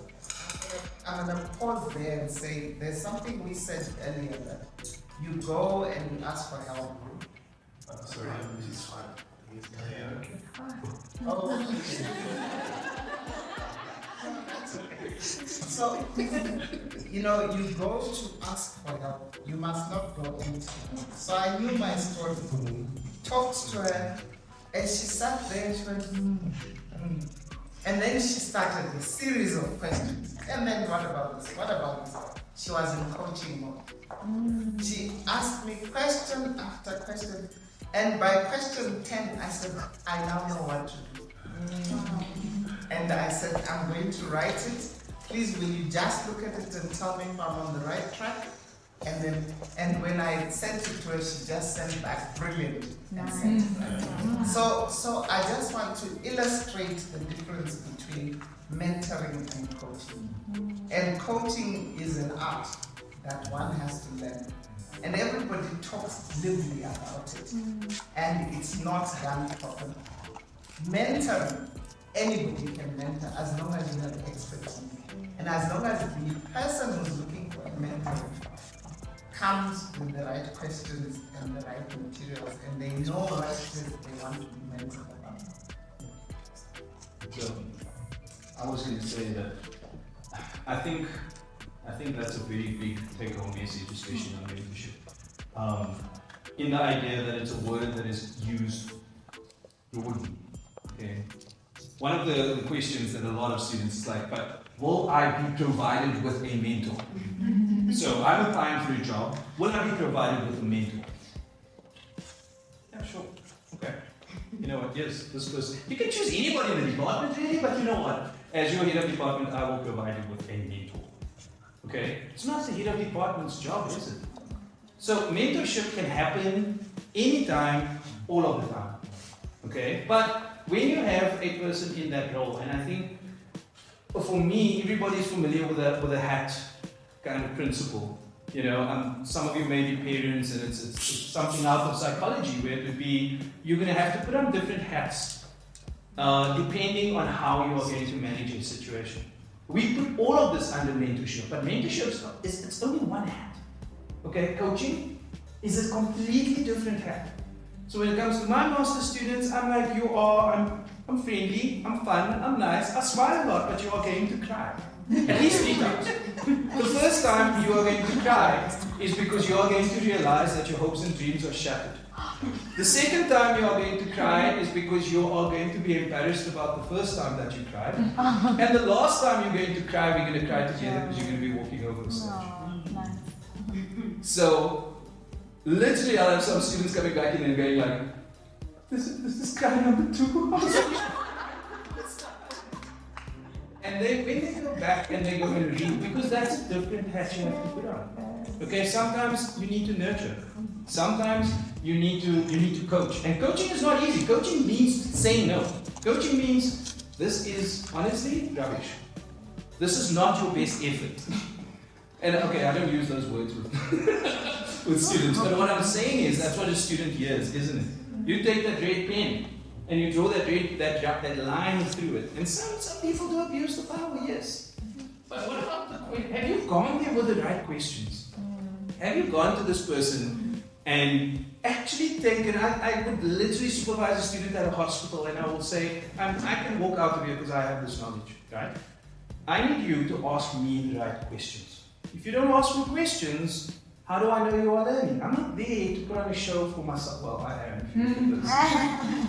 But it's part of that growth process. When that light bulb goes off, and you go like, I get it.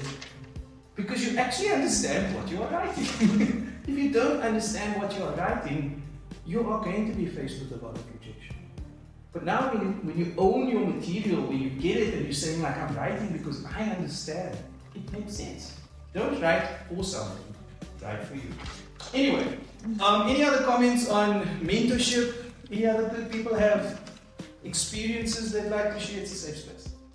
Because you can have different mentors for different roles. That's just the point. Some people are going to be more caring. Some people are going to, maybe give you the hard truth. Some people you just need to maybe have a drink on a Friday night and talk about your personal problems. You need different people in different spaces. It's not that this mentor is your academic guard at the game. I was my master's and PhD supervisor's research assistant before I became their student. And I got to see her articles when they came back from the language editors or reviewers. So I got to see that even her as an NRF rated researcher still has to edit their work. And as someone starting new, I think I try to remember, and when I have someone that I need to mentor, then I remind myself that I started with day one as well.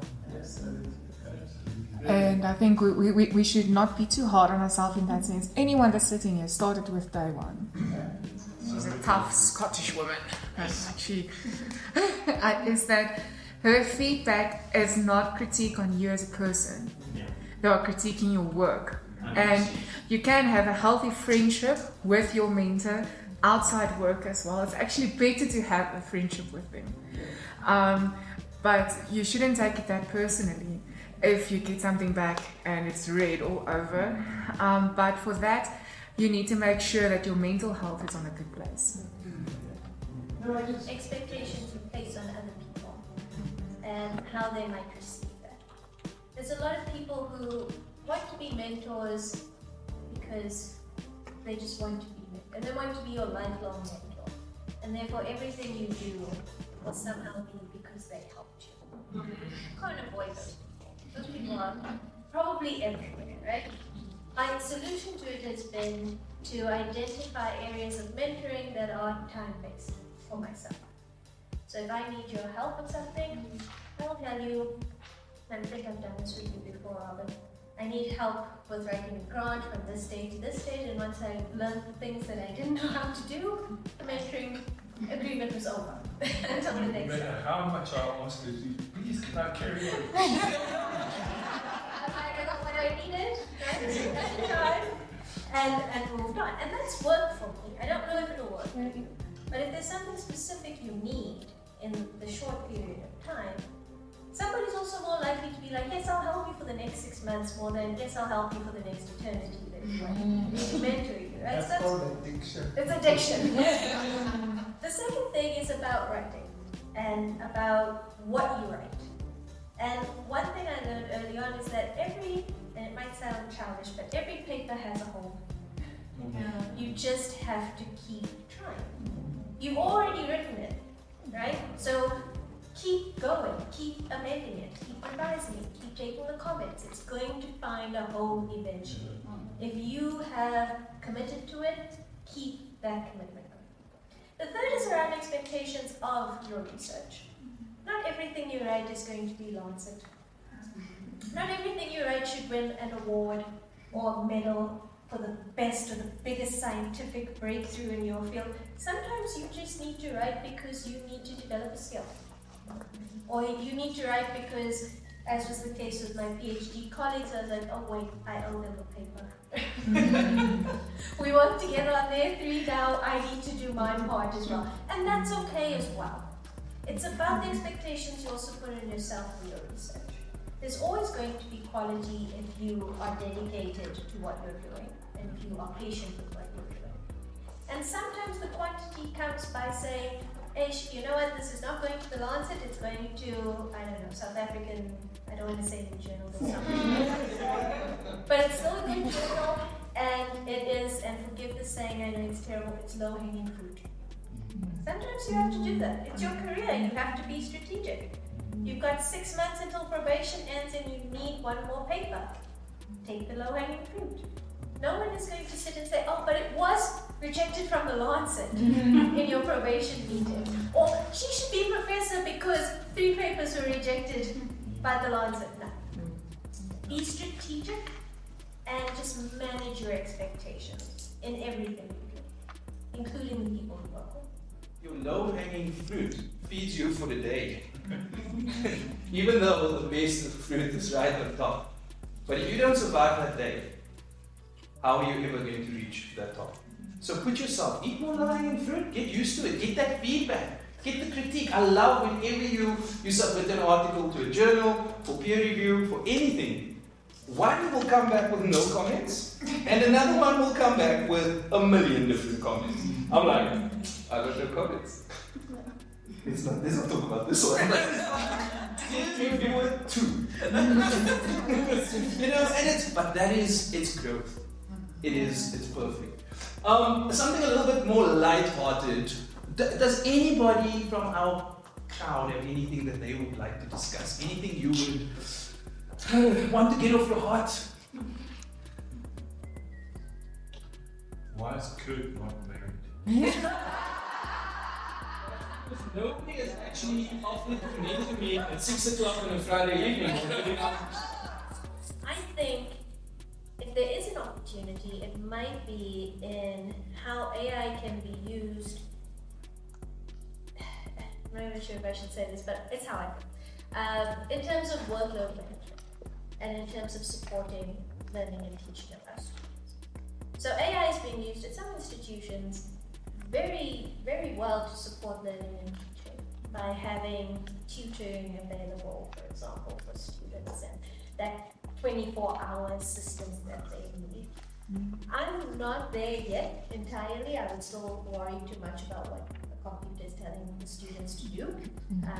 But that could just be, control tendencies on my side.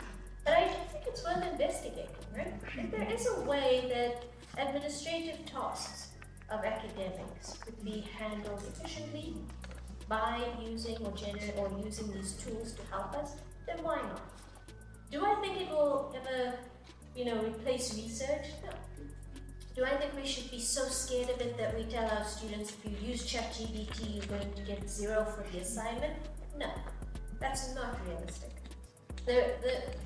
The reality is when they leave it, with the degree or not, they'll be in the workplace where some form of AI is being used. Without giving my age away, we had this conversation about social media not too long ago.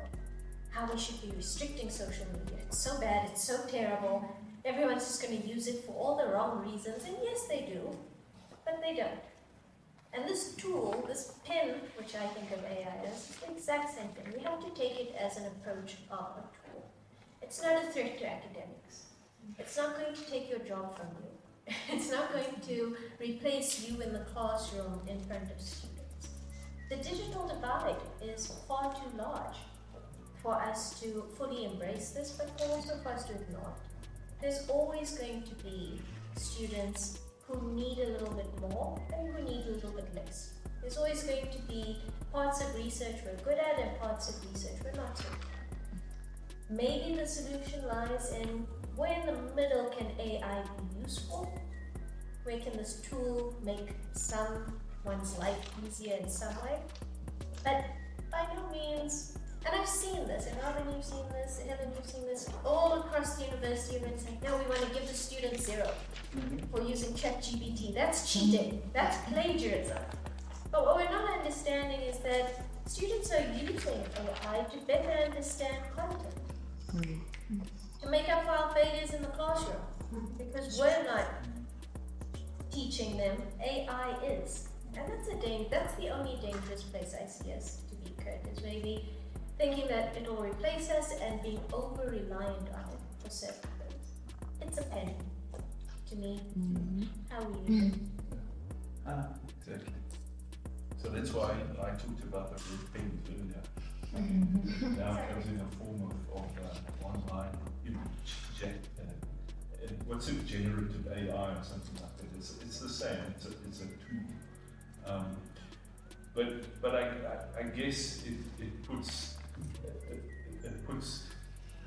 a different angle on assessment. You have to, when you do assessment, you do have to be looking out for signs that somebody has used it not as a pen, but as a replacement. And that might seem very difficult to do, but I think it's not as difficult as you might imagine. It shows up. I mean, when I speak, you get elements of myself. That's why we hate being rejected by the journal, because it comes from our heart, our brain, our inside, and that's why it's so personal. But ChatGPT doesn't have that. You'll see through it immediately. So yeah, it's a tool. It's nothing more than that. We shouldn't be scared of it. And if it makes our life a little bit more efficient, Scopus AI for doing preliminary literature surveys, why not use it? I mean, that's what the librarian was before. I don't think the librarians are all going to lose their job because of that. They're going to do something else. I mean, they're going to be doing more complicated. It's really, I think that's a very good, like looking at it as a tool.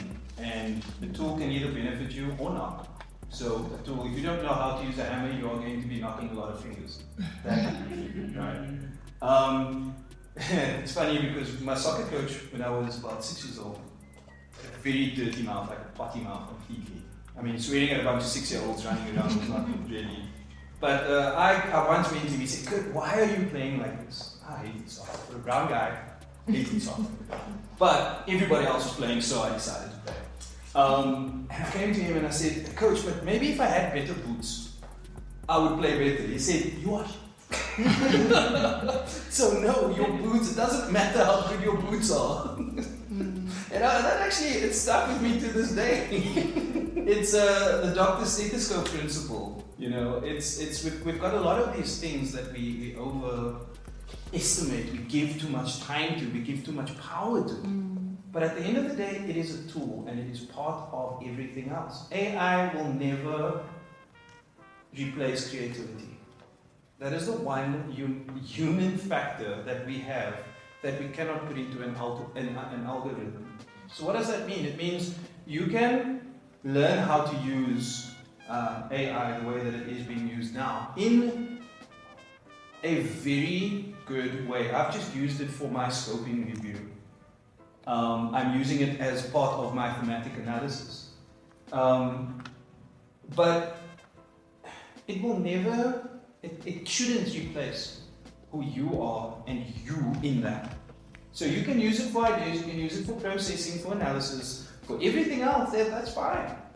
But it shouldn't replace, it shouldn't write for you. I can't write there and say, this is Kurt writing when using AI.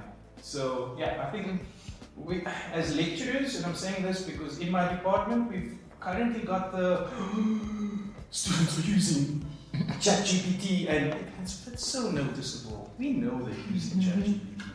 But at the end of the day, it's like, oh, we're going to put it through Callbot, we're going to do this, we're going to do that, and we've just created 100 more processes to prove that they are using AI. I'm like, should we be that? Or is it the fear of the fact that we actually don't know AI ourselves? It's new. And here's my thing, if you go down to the algorithm, if you go look at what word prompts are going to bring out the best information, it's two very different versions of AI. So maybe we should teach ourselves what the actual prompts are and how to use AI.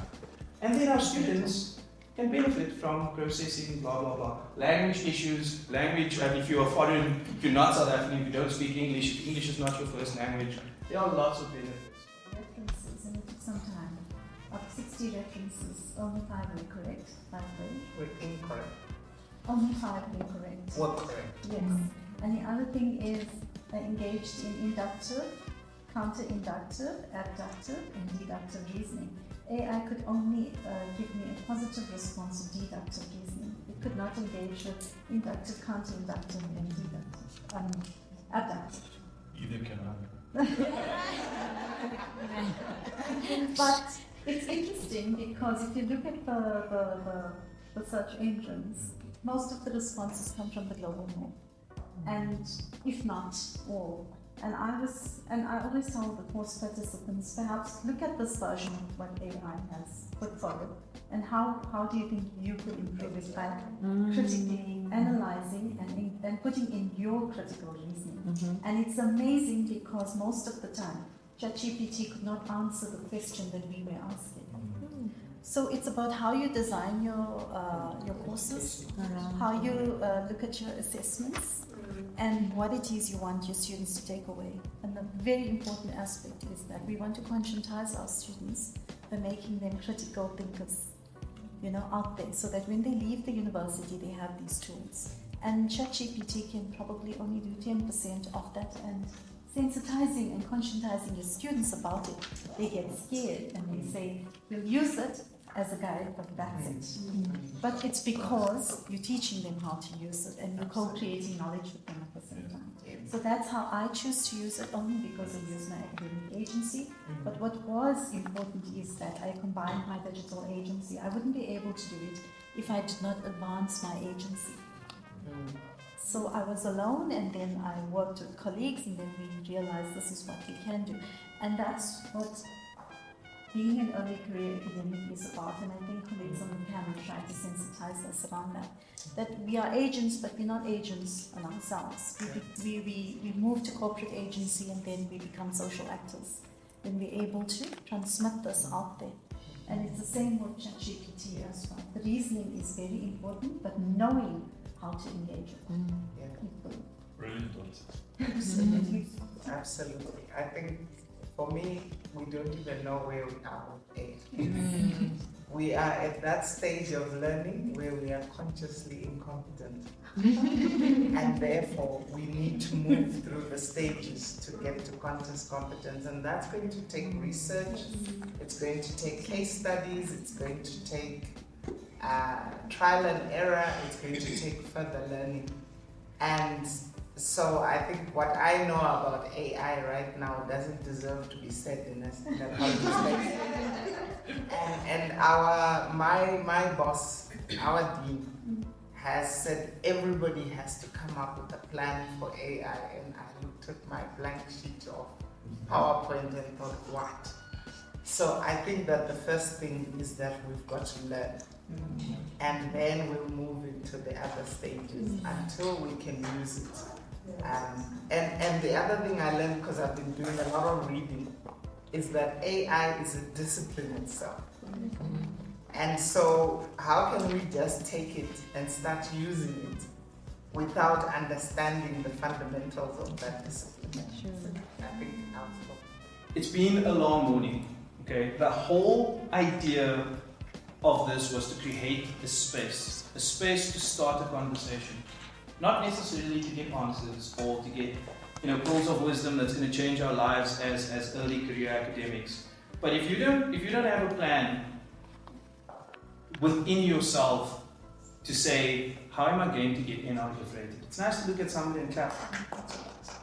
Well done, so cool. But you need to start seeing yourself there. You need to start putting things in place. And it's conversations that we as Group 4, as a group of the Early Career Academics program, we needed to engage with people, not let you read, not sit there and do a presentation, not use all of the normal conformative ways of getting information across. We wanted to create a space. And I love what you said. I'm making eye contact with you quite a bit, because is this an ongoing thing? Even though maybe you are here, not fully, you were like, okay, this is not actually what I signed up for, guys. But maybe it is. Maybe it is the forum. Maybe it is the space where we can finally put somebody like you in connection with the people that are going to answer that is going to send you to the funding workshops, that will send you the right information for us to discuss how we have felt. How does it make you feel? Okay, how does being an early career academic at Wits University specifically, how does it make you feel? How are you handling it? How are you moving on? And maybe we should have booster sessions. Maybe we should have slightly more, panels. Let me just say, for these beautiful, amazing human beings to free up their time to spend answering these mediocre questions. But that is the most valuable thing that we have is time. And the time and the space was created.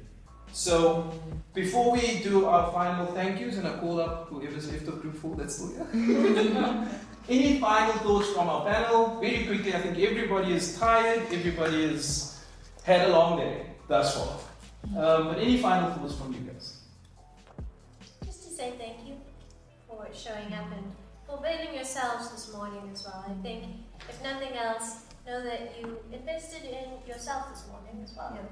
You didn't just come here and tick a box. You took the time to come and ask some difficult questions. We saw a play that was quite difficult to watch, I must be honest. And I hope it doesn't scare you all, because not every professor, doctor is going to be that bad. Although the acting was brilliant. It was very convincing, but please be assured it's not that bad. And then just finally to say, I was on the the ECAD program, the first iteration of it, the first cohort, and it's my hope that, soon, sooner rather than later, that you're sitting on a panel to the next ECAD cohort, and that you're sharing with them your experiences and what you've done and your challenges, and I hope they'll be as wonderful and receptive to you as you have been to me. So thank you. And thank you. Thank you. I'd like to learn and see something that I never dreamt I would ever see. I would see a professor of physiotherapy.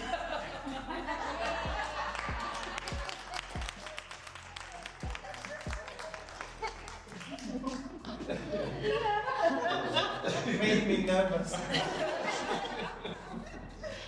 I think I want to end by saying, one of the things that I learned, and I spoke to, I didn't ask your name when we were chatting. Sergio. Sergio. Sergio. S-E-O. Okay. Louis? Louis is fine. Sergio is also fine, but yeah, I'll get it right. And I'm having to say it on the camera, so that's making me not I'm happy that I'm black and you can't see me turning. And I got to chat with him when we were coming up in the lift, and he told me that he's from psychology. So I say what I'm going to say next with nervousness, because I know I'm speaking to there are experts among the crowd. But the one concept that I truly believe in and want to leave with you is the concept of flow, and being in complete harmony with what you want to do, where you want to go, and balancing what is around you so that you can feel that you are in flow. And this is what I always tell any colleagues, friends that come and say, look, I'm struggling with this. And when we unpack it and they can't define where they want it to be, I say, I kind of hopefully lead them to say, define what flow is for you. And that's the last bit that I want to leave. You read about it. I can't say the guy's name. It's such a difficult name. Tickton, Lehigh Tickton. He just died recently. Oh, did he? Yeah, he did. I used to read and follow him quite a bit. And it's such a wonderful concept in that, what your balance is not what my balance is or Rob's or anybody else's. It's yours. Own it. Take agency. And I don't speak as though I'm in perfect balance. It's a balancing act of balance. So, and I think it's important to get to that space where you say that. And once you do that, the publications will come. And the teaching and learning is the foundation of your publications. And remember, you have to choose a path. And I always say, and I have a lot of lecturers who come and say, but I'm not really interested in research. I want to teach. And I say, it's fine, go and teach, but research about teaching. And they do it and they become great researchers. So, that's my parting shot. And I want to also say thank you. I might get fired for coming here today because the boss put our exec this morning and I said no. I committed. Yay!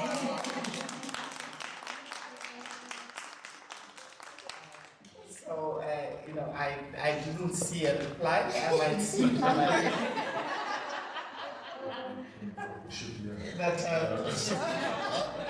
Just so that you guys know, there is kind of a chain effect to this. So if Dylan gets fired, then I'm going to get fired. It's so nice to know you guys. But one thing, it's very difficult to fire anyone like this. That I can tell you. That's important.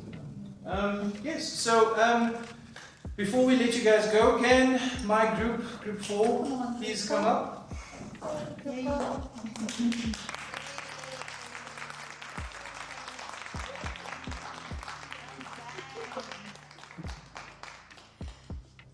So this was the brainchild of our group, And I just want to say thank you for all the guidance and support. A thank you to our panelists for making, like I said, freeing up the time to be here, to have to start a conversation. Guys, this is not the end of a conversation. But here's my problem that I always tell my undergrads as well. We throw big words out there. You know, lung compliance. It sounds great, but what is it? Agency. We use that word, and I'm not a secret agent, I'm a lecturer. So what is agency? These are the forums. What does it mean to publish in a high impact journal? What's the difference between high impact versus low impact? Everybody says high impact. These are the forums that we need, or the spaces we need to create, so that we can actually understand. Is this worth a high impact journal? Start asking yourself that question when you want to publish. Okay, is it worth it? Okay. And I can definitely say that after the session, because we had no idea how this was going to come together. But I think, guys, we did a great job, even for those that were not here.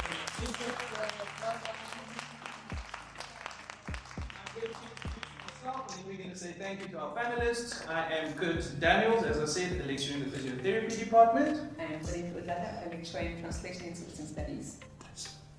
I am Dimpo Kohu, I'm a lecturer in applied drama and theatre. And I am Shemiso Madzigene, I'm a postdoc in the sociology department. And I also want to say, if anything, thank you for coming, but this was a special breakthrough for me. I think I realized I've been very angry. Because my 3-year probation was in June.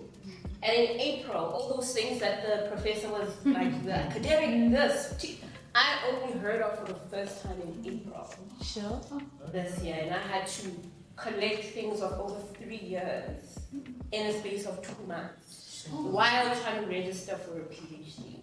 So I think I lost a lot of trust in my immediate community, and I realized now I've just been very angry. I feel like I'm usually very active. I don't need to wait for people to do stuff. So I think you checked me in a way. You did check me. So thank you. Thank you. So to our panelists, we just have something really small just to say thank you for your time. It is a voucher, but it is not for the Wits. So that you can choose between one. The Wits shop is a place where we can look at clocks that has Wits branding. But here you can choose between academic or something casual to read, or